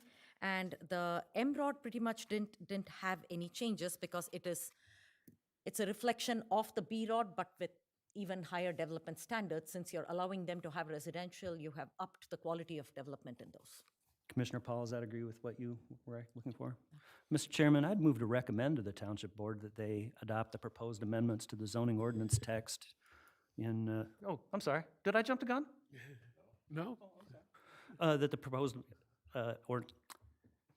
I move to recommend to the township board that they adopt the proposed amendments to the zoning ordinance text in sections, Chapter 6, Article 6, MROD, Mixed Residential Overlay District, and Section 3.122 MRD, Mixed Residential District, as described in the McKenna letter dated January 7th, 2026, with the additional condition that the edits described at the end of Ms. Krishnan's presentation are applied. This motion is to support the development, diversity, and creation of affordable residential housing units within the township. Absolutely. We have a motion by Commissioner Jar, supported by Commissioner Atchison. Do we have any discussion on the motion? Seeing none, can we have a roll call vote, please? Grant? Yes. Sherry Budd? Yes. Medina Atchison? Yes. Jackson Paul? Yes. Jeff Jar? Yes. Brian Cullen? Yes. Okay, so we're going to send that on to the board. So you get another shot at it, Sherry. Another chance for public discussion. You know, the process is long, but it's what we got. Yes, very nice job, Donovan. Very nice. And Ms. Krishnan. You're welcome. Okay, moving ahead. Item number 4, hotel ordinance discussion number 1. Discuss proposed hotel ordinance amendment. Presentation by the township staff. Director Akers. Thank you, Chairman Cullen. I want to, before I kind of go into the rationale behind the change, I want to highlight what the change is to make sure that we're all kind of on the same page, because I think the materials, and this was my fault, should have been a little bit clearer. So, there it goes. Under section 5.122, hotels and motels, item C, which is the last page in that packet area, the current zoning standard under hotels and motels, there's a statement, it's listed that no guest shall establish permanent residence for more than 30 days in any one calendar year. So our prosecuting attorney has made a recommendation to the Planning Commission that we change that section to item C to state the following, that no person shall occupy or use as a guest or tenant be permitted to occupy or use as a guest or tenant any hotel, motel, or similar accommodations for more than 30 days in any one calendar year unless kitchen facilities are provided. So the prosecuting attorney has recommended this amendment of the zoning ordinance to address some concerns that issues we've had enforcing this provision of the ordinance. The section addresses the amount of time a person can stay at the hotel. I understand that when these citations have gone before the courts, there have been concerns with what establishing a permanent residence means, and it has made enforcement of this item difficult. The new amended language that provides clarification, which is in the intent of this item. So I did reach out to our prosecuting attorney to ask her to provide some more context for the request. And so she had indicated that the main purpose, regarding what the main purpose of the change was, so she specified that staying longer term at some of these hotels have safety issues, for people living in them due to unsanitary conditions and fire hazards associated with a long-term stay in these units without kitchenettes. I understand there have been situations where people have tried to cook on hot plates and do other things, on the cooking side, and it has created safety issues in the past. One question that did clear up, I did ask them, the prosecuting attorney, to clarify who we would issue these citations to, because certainly we don't want to cause further harm to people, who are having difficulty finding housing by issuing them citations. So our prosecuting attorney did clarify that the township does not issue citations to the people who stay longer than 30 days, but we do issue them to the hotel owners. So I did request that clarification from our prosecuting attorney. That being said, I was asked to bring this forward. This is an introduction to the Planning Commission. Certainly any further questions, any further concerns, we can reiterate to our prosecuting attorney and get clarification or more information if the Planning Commission would like to. But otherwise, that's my overview. Happy to answer questions. Commissioners? Through the chair, I have some questions. So I read this, no person shall occupy or use as a guest or tenant to be permitted to occupy or use as a guest or tenant any hotel motel for more than 30 days in any one calendar year unless kitchen facilities are provided. So is that consecutive? Or is it 30 days out of a year and they don't have to be consecutive? Such that if I really like Van Buren Township and I come here for business I hang out on the weekends. and I hang out on the weekends for an entire year, I exceed that to does the hotel get and this is them wanting to make money. You're stopping them from making money by penalizing them for regular guests. And that wouldn't stop a guest from putting a hot plate out anyway.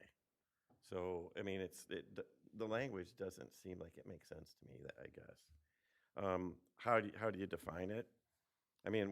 What's the intent anyway? The intent is, I'm guessing from what I've been hearing, is the intent is for homeless people not to stay there longer than 30 days. That's that's a tough one. So, I know it's not intended, it's intended to be a hotel motel, and that I understand that a lot of what the intent originally was in this was because of COVID, I believe is what it was. Because I know I had worked with with Hope Shelters, and they had a similar situation where the amount of guests that they actually serve exceeded their, the amount of rooms that they had, the beds that they had, so that they actually did use the surrounding hotel motels for that same reason. I think they still continue to do that. So it's a very touchy issue, to try to figure out how to handle that. I think the language doesn't work the way it is anyway. Because it could, are they going to stay for 29 days and then move into another room? Or is it just that hotel or that room? I don't know, it doesn't seem like it makes sense to me. It feels like it needs to be re-looked at, or. Okay. I can pass along comments to our prosecuting attorney. I know there have been situations that we've run into, in the township where we've had people who have stayed longer term, the hotel conditions have become unsanitary. I know those items have been addressed. I know there have been instances where we've had to condemn entire floors of certain hotels due to me, it code sounds like a violations and business issues. problem, a business owner's problem. Let's put it this way: if a hotel or motel owner held, kept their premises clean, let's just say sparkling clean, everything was great, nobody complained about it, and the homeless people stayed for 45 days, would this be an issue? Well, to me, I'm speculating, through the chair, forgive me, that the business owner called the police and said, these people have been living here for 31 days. Please take them. Please get them out of our hotel.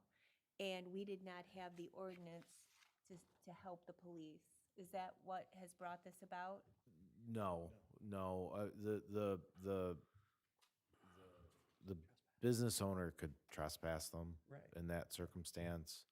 I think what's primarily brought this forward was some of the health hazards at some of the hotels and some of the issues that were created from it. It still feels like is it's what an I ownership understand. issue, like the owners allowing people to stay Is long-term that- and they're not maintaining the premises is what it sounds like, right? But you're having to condemn a room, right? Like, I the believe we hotel had to ownership can't go into the room as long as there's a resident there, or there's a guest there.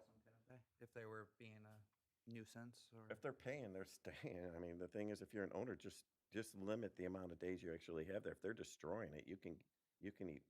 Well, I don't know, because they're a guest, you can get rid of them anytime. I don't think you need to keep anybody around as a hotel owner. You could have the police show up and just evict them anytime. Then then whoever is there is saying that this is my permanent residence. So if I say I'm a permanent resident at this hotel, I have rights. I have rights, and the hotel owner cannot remove me. That part I don't know. I don't think that's the I case. can say that I know there have been people who have stayed there, who've changed their driver's license over, and their permanent mailing address was that hotel room. I know that's occurred But still, before. that's not the owner's problem. If he's running a hotel, motel, I think he's got to abide by law. You know, people that use it have to abide by law. They can tell them, if they have a guest, they can tell them to get out anytime they want. I don't think they have to, they can't just, if they can't just sit in a space and stay there and say, I live here now, you're going to have to evict me. It's not an apartment complex. All right, then why are we discussing this? That's Do that's we- what I'm wondering. Yeah, why are we discussing this? We're discussing it because it's a health, safety, and welfare issue, and that falls under the tenants' zoning ordinances, right? Yeah, that's more of a code than anything. Well, that's what we're talking about. This Codes is, usually cover this is a that code, kind of right? thing. Yeah, it doesn't. That's what we're talking about. The code doesn't cover it right now. That's what they're trying to say. I still don't see how you can say you limit the amount of time a guest can stay in a hotel. Would it be better for the planning commission if we took it back? I asked the prosecuting attorney to write a memo addressing it specifically. Yes. I just want to say, I would agree with Bernie here. I really think that it's just simply the wrong thing to do right now. We are in the middle of a housing crisis. We have people getting kicked out left and right. If you turn on the news just today, I think it was $2 billion was cut from Health and Human Services federally. That trickles down. I know for a fact that the calls are increasing, and I don't think this is the right thing to do. Simple as that.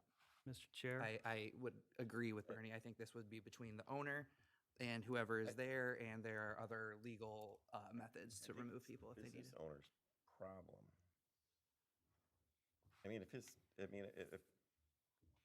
they allow people to stay there and destroy their property is what they're doing, because you're saying it's being condemned, either they're bad owners, which they are, because they're not managing their property properly, right? That's why I say if it was run well by good management, this is not even an issue. So I just want to say that I'm the person who brought up the how's this enforced issue with director. Maybe someone else did too. I don't know. He didn't say names, but I did. And I'm with you. Why would you want to go off and prosecute or give a ticket to a guest of Van Buren Township? It's the owner of the hotel.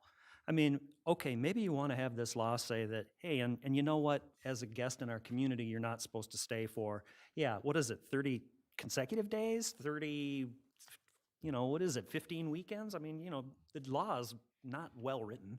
It's not plain language. I can't understand it. And it ought to say something in there about maybe no person should be allowed to occupy, but no hotel owner should be allowed to knowingly do it either upon being informed that someone is in violation of the local ordinance.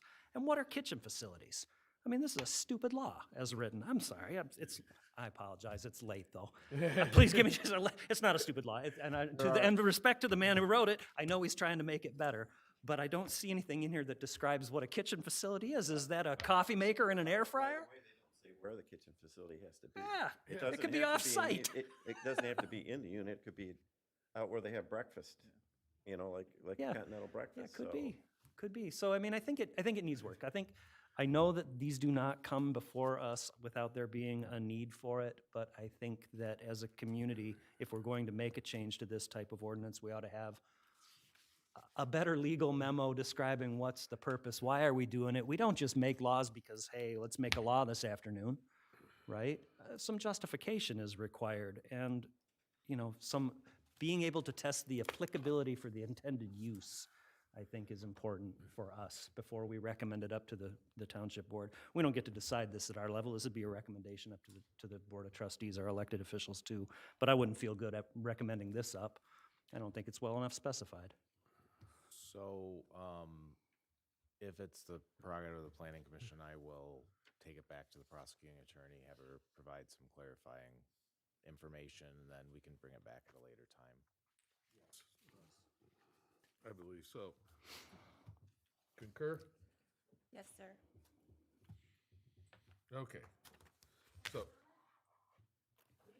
Comment on that? there is. Do we need?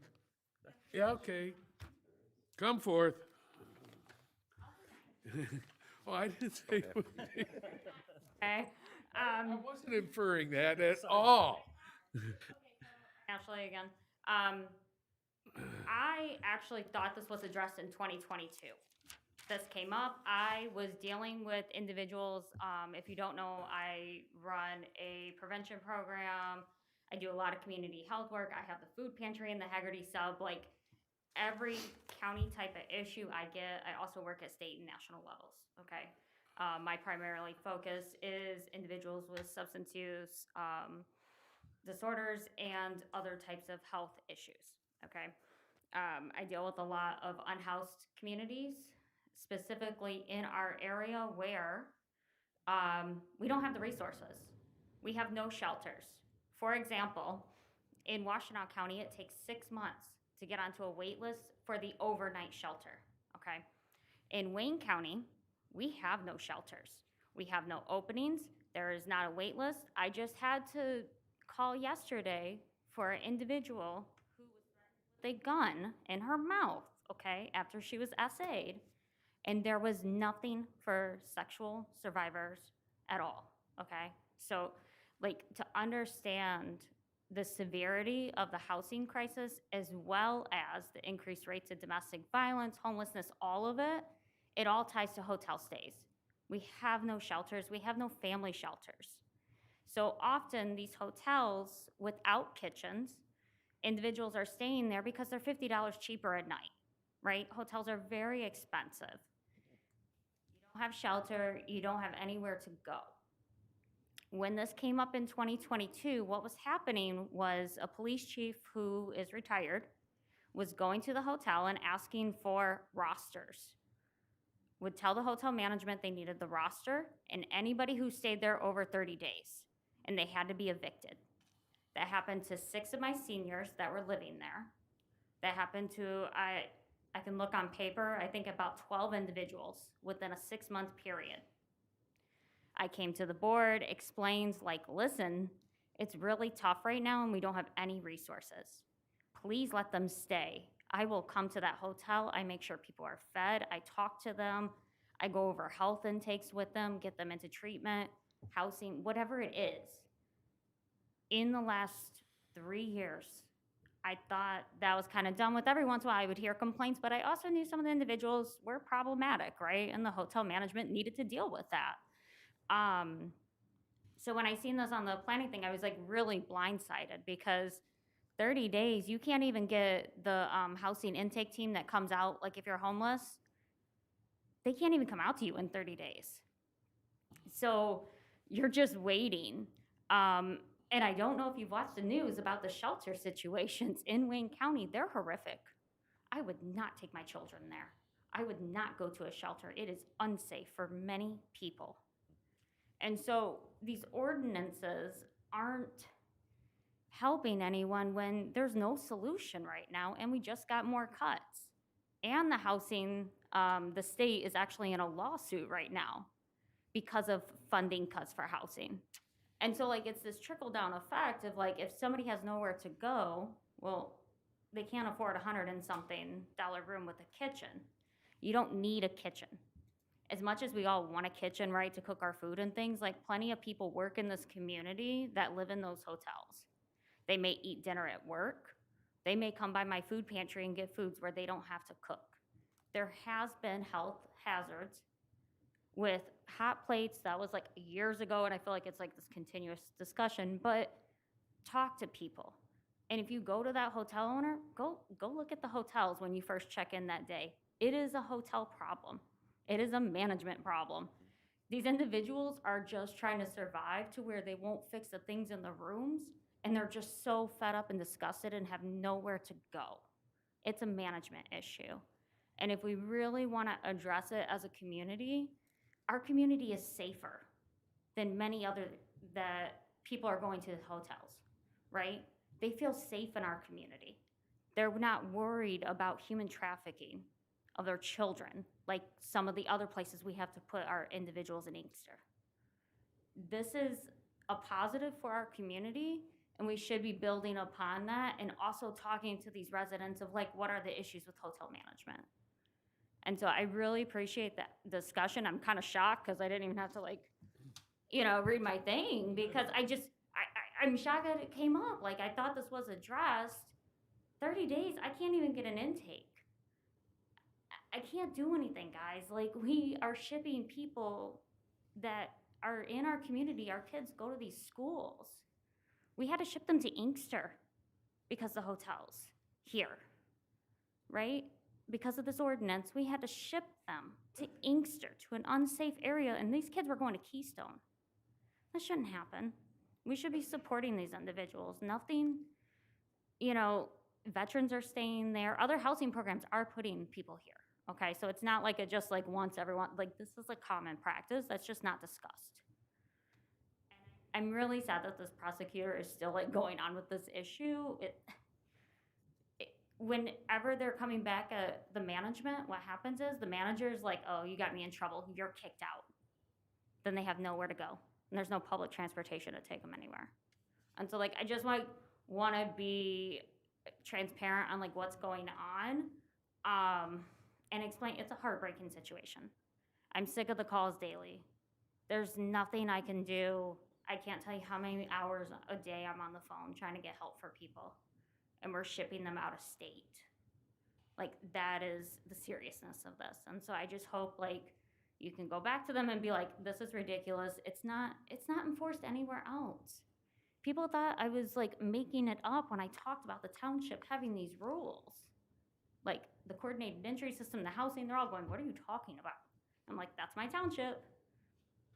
Like that is like seriousness when you have a whole state and everybody scratching their head that we're the only ones really enforcing this. And so like, I just thought it was gone. So like, please just like take it off the table where if there's issues with community members or things, come talk to us. Like everybody has my phone number.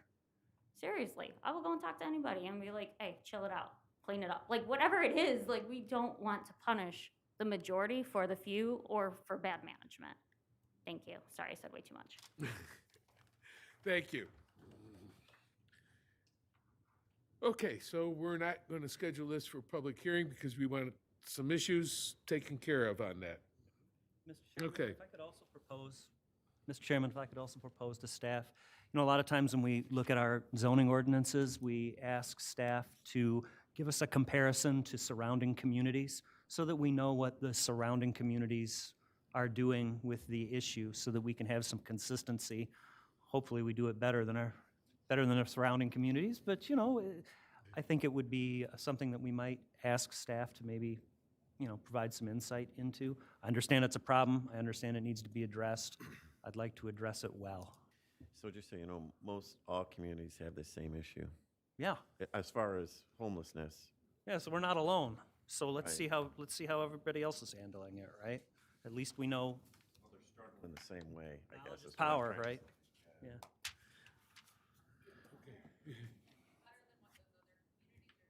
Because they're struggling too. I mean, they have the same problems with homeless people on the streets and neighbors complaining because of facilities too small. It's what's happening up in Pontiac, same thing.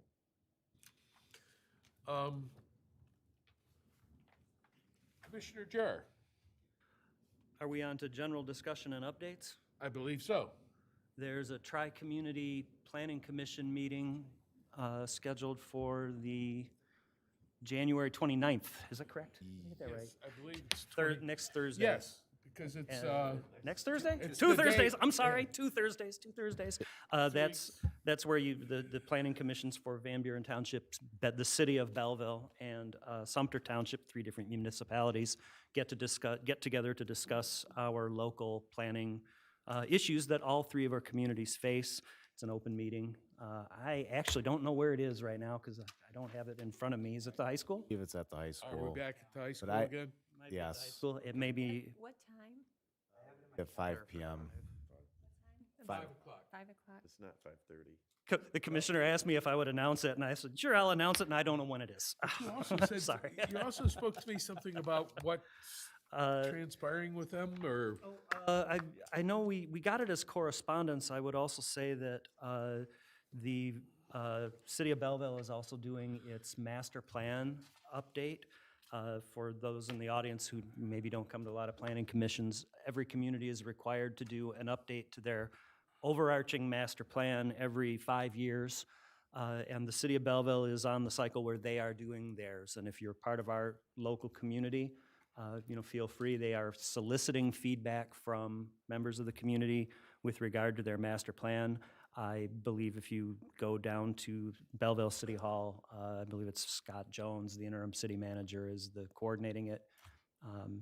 And I think Jim Courage is the just got elected as the new current chairman of the Planning Commission. They are soliciting feedback as part of our tri-community effort. I thought we ought to announce that. Absolutely. Anybody else have anything? A couple things. We have, our next meeting is January 28th. We are going to have a public hearing for the L Car Wash proposal on that meeting.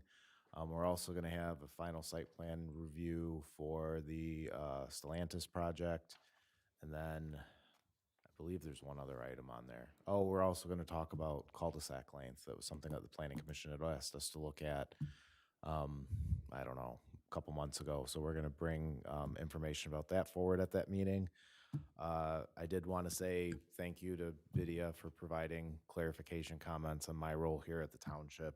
I know, I've worked here on and off for a while, and I know our staff and our consultants, they always operate with high integrity. We take our roles in enforcing the community protections that are in our zoning code and other development standards very seriously. It gets tough sometimes, especially, when it runs opposite of how sometimes people are feeling in the community about some of the proposals. So it is challenging at times. There are a couple things I do just want to clarify, and I promise I'll be brief. There was one comment about DTE Energy and them referring to me. So just so the Planning Commission's aware, the items and questions that come out that are project specific, I have been asking them to forward to me because I'm trying to document them and put them on the website so that way there's no confusion and we're open about what our responses are and we're not talking to different people, and we were just trying to make sure that everything's consistent, it's out there, it's in writing. That being said, I did talk to the representative from DTE because the question that was posed to them was something they would have been able to answer, and that shouldn't have been directed towards me. So we did have a conversation about that. Fortunately, I did get a chance to reach out to Ms. Krakowski, and I found the information she was looking for her, but that was addressed, that was corrected. I mean, we take our roles with public engagement very seriously. We try to talk to everybody who comes in and talk to us and answer as many questions as we can. So, I mean, that's part of what our job is. I do just want to clarify, the proposal is not submitted as a PUD. It is just a site plan approval. So there is going to be, the data center proposal will be before the Planning Commission, or is scheduled anyway, to be before the Planning Commission on February 11th. We are waiting on a final submittal from them, and so if they get it within the time frame that we believe they will be on the agenda on February 11th. As I had said before, there's an FAQ website. The township shared it on social media. It's also on the front page of the township website too, so there's a link there. So that way, I would encourage everybody to keep an eye on it because we're going to be posting information on that page. So anybody who wants to know any information can do that. I am going to let the planning commissioners know, I am planning on having, we have asked representatives from DTE to be there on the 11th, so they're going to be there to answer questions. The township attorney will be there on December 11th, so if there's any legal questions the planning commission may have, they will be available.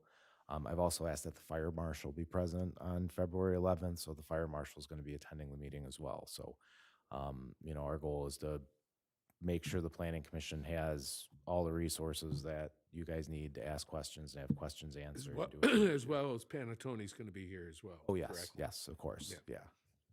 So can I follow up with a question on that one? Their final submission for the preliminary, that's public information, right? Yes. Can that be posted on the Van Buren Township? The entire submission be posted? Every one of our submissions, aren't they on?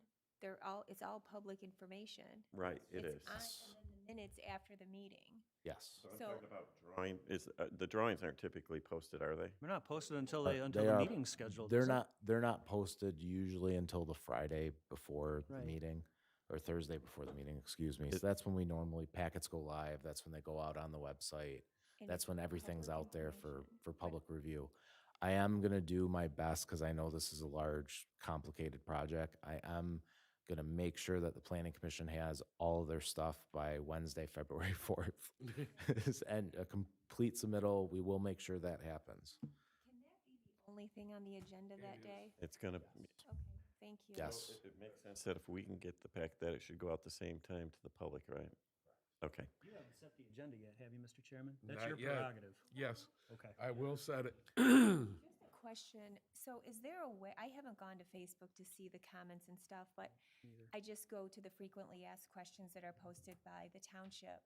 Is there a way to put a link out on Facebook so that people would be driven to that link so that they can see the questions? Because some statements that were made here tonight, as you know, we all know, those were like answered in the frequently asked questions, or they were Yes. completely in contradiction to what is happening or what is being proposed. So we did put that out on social media earlier today. So it was a few hours before the meeting, so I think a lot of people haven't seen it yet, but it is out there. I think the take from a lot of the comments that people made is the fact that it hasn't been truly transparent. So what happens is people formulate their own opinions, they look at other projects, and since they don't know what's been going on, they do their own research at the nth hour, basically.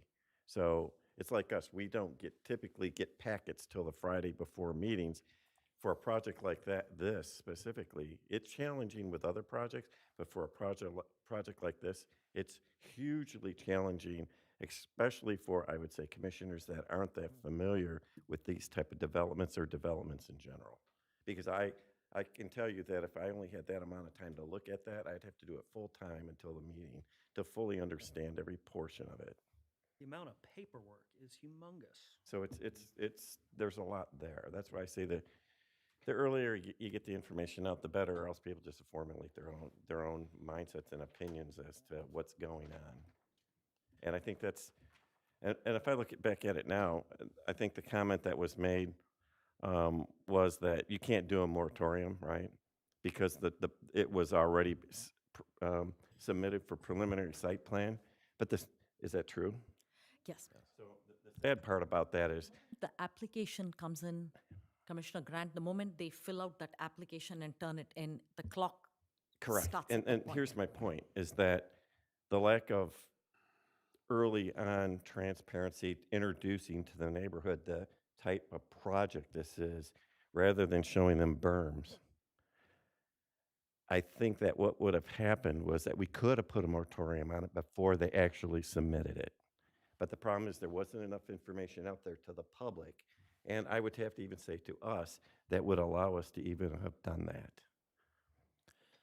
I mean, I do, and I realize we've been here for 3.5 hours, but I do really want to explain how the development process goes in on the staff side, so that way everybody has a clear understanding of how this is I'm very familiar gone. with it. Because, Application, when the application is formally submitted, it comes to us. well, I understand it, but I'm saying that that process starts, I worked for a company, design build company for 15 years. That sort of thing doesn't happen overnight. It's an early introduction about what if. And the thing is, I think that we could have probably known about it as a planning commission before it was submitted. And the fact that like the study for the housing project, right? That was introduced to the public, everybody got some involvement in it, had some opinion. It was, and good comments were made and it was understood, so it's easily accepted. The point is that this did not happen, and this was truly rushed through. I mean, truly, for this size project, it still is. And the idea behind it is the less information you get out there, the slower it becomes. And the fact is, I think that we could have put a moratorium on it before it was submitted for preliminary site plan if we knew more in advance. Correct? I mean, No, not really. I'll let Director Akers I answer that. so we don't know, we field questions from developers all the time. So, you know, and we've been involved in projects specifically like these larger MEDC submitted projects. Have been involved in them where we've gotten as far as preliminary site designs, and, you know, we've been talking with somebody for 6 months and then they decide not to proceed with the project. I mean, that's a common thing that occurs. You know, our job's to have questions asked. We respond to applicants. We, you know, have conversations about, you know, what our zoning restrictions are, what some of our development guidelines are, what our utility capacities are, what some of our approval procedures look like. You know, we sit there and we go and answer all of these questions. You know, what economic development incentives are available. Those are all questions that we answer before we even know if they're going to submit an application or not. I mean, I can tell you with this project, I didn't know they were going to actually submit an application until like late October, early But November. what about discussing the idea of a data center rather than? So submitting an if you're application? asking me as a planner, my first introduction to this project was the night you saw it over here on the screen with Panattoni showing us what they were saying. That's what. I do want to make a clarification, though. That was not the same project that was submitted. Exactly. So that was my first. Beyond that, my introduction to the project is when I get the plans officially from administration. Yeah, I'm not necessarily saying it's you, because obviously it funnels from Van Buren Township to you, and you don't get the job until, I understand that part, yeah, I just know that there's early discussions. Nobody ever comes in quietly, you know, saying, hey, let's try this, let's submit it for site plan. So as consultants, I won't speak for, sorry, Paul, not for you. So as consultant, I start taking the plan apart the moment I actually get a formal. Until then, if somebody asks me what are the zoning requirements applicable to this property, I just give them the zoning ordinance and tell them sections 10.103, sections this. I will tell them every section that is applicable. I don't know what they're proposing, but I will tell them based on the underlying zoning, all these sections of the ordinance are applicable to you. And then I see it. When the plan comes to me, then I take it apart. I know how it works when it gets to you. I think it's before that I'm referencing, basically. So, anyway, I wanted to provide some context for what that conversations are like. That's it? So, we're here, it's 9:08. I'll ask a question. So what Commissioner Grant is asking, is that possible? Because every big project that I have seen has come in under like Project Pancake. That was Subaru. We've had project after project where we did not know who the company was. So is what he's asking, is that possible with state law? Not now. To enact a moratorium after an application submitted? Or Like, I think that's what he was asking. No, my understanding is now you can't do it. I was registering the fact that the frustration, the lack of information, if that would have been put out there early, which I suspect that there was some initial discussions that if it was made known to public, say, hey, let's get public reaction on the data center, not the berm, you know, with trucking, you know, behind it. If that was brought up that way, I can tell you it would be a totally different thing. Before they submit for preliminary site plan, I'm sure we could have done it then. I'm just saying, it feels like the lack of knowing up front that this was coming kept us from being able to do that. We can't do it now. It's too late. Of course we can't do it now, but I just feel that that's why it's not allowed. So, I don't know about that. Anyway, I don't think you could wanted do to that. provide some context. I'm going to Yeah. try to put more information in a frequently asked questions because I know that question has come up. But anyway, so it will be before the planning commission on the 11th. And, you know, if any residents, any members of the public have any questions about it, they can contact me and I'll make sure it either gets addressed or, you know, I'll refer it to the appropriate party. The answer to the moratorium's already on the site as a frequenting, you know, FAQ. It's already there. So, Can I ask a question? Well, it's kind of asking that you write down my question I'm asking you for next time. Okay. My name is Casey Gomia, Gomia. On this FAQ that I saw this morning, or this afternoon, I noticed that as part of the review process, Van Buren Township requires applicants to provide a noise study. There's also a couple of other sections that say we require you to provide this. I wonder, are we able to get an outside study from not the person who has a really high stake in providing this information to us? I know, like, from personal experience, like when someone has a mental health crisis and they get a psych evaluation, sometimes they have to go and have a second opinion. Can we get a second opinion? And what does that look like for what they provide to us? Because I saw somewhere in the FAQ that it says there's no evidence of physical harm on the vibrations or the sounds. And that's just not true. So it's not true because there's not studies done on it, because there's no mega gigawatt centers. So again, why do we have to be the guinea pigs? And can we do what we can to, like, double check their work? Yeah. Thank you. It is. And Mr. Chairman, just final bit of clarification, generally speaking, poor Mr. Kammer has been sitting here. I think he had one item this evening. He's our township engineer, and he's our consulting representative from our engineering firm. There's a whole, on any one of these plans that we look at, it is his company and his consulting that verifies the engineering, that what the applicant is claiming is going to be on the plan. It's their job to verify that the thing, it meets our ordinances, right? But there's a list. Yeah, so just for example, a traffic study may be submitted by the applicant. We will take that, we will do our own review of the study. If it does not comply with our standards or what our engineers think is the standard, or they're not adhering to the standard, then we have conversations with them regarding going back and re-evaluating. And you'll see that, and we've talked about that on the Stellantis site that's coming up at the next Planning Commission meeting. So we do an independent review of everything that they submit. And if we aren't the experts, we will hire in somebody else who is a separate independent reviewer of said items. Thanks, Mr. Kammer. Anybody else?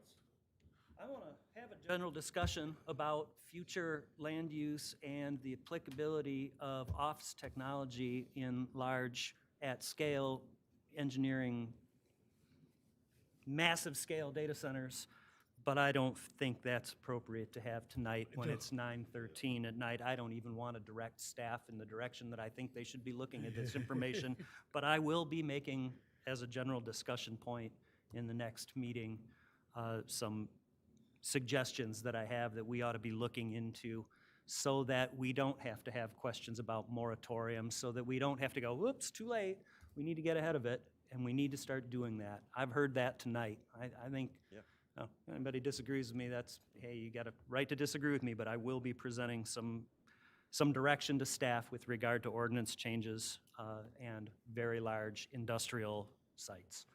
So you know, for the next meeting. Absolutely. Anybody else? Mrs. Gibson, I'd like to thank you. You referred to this board as a bunch of spring chickens. I think Mrs. Budd and myself, Don't say I me. am the same age as you, so we thank you for calling us a spring chicken. And with that, I would entertain a motion for support. We got a motion and a support for adjournment. All in favor signify by aye. Aye. Thank you for coming, and good night.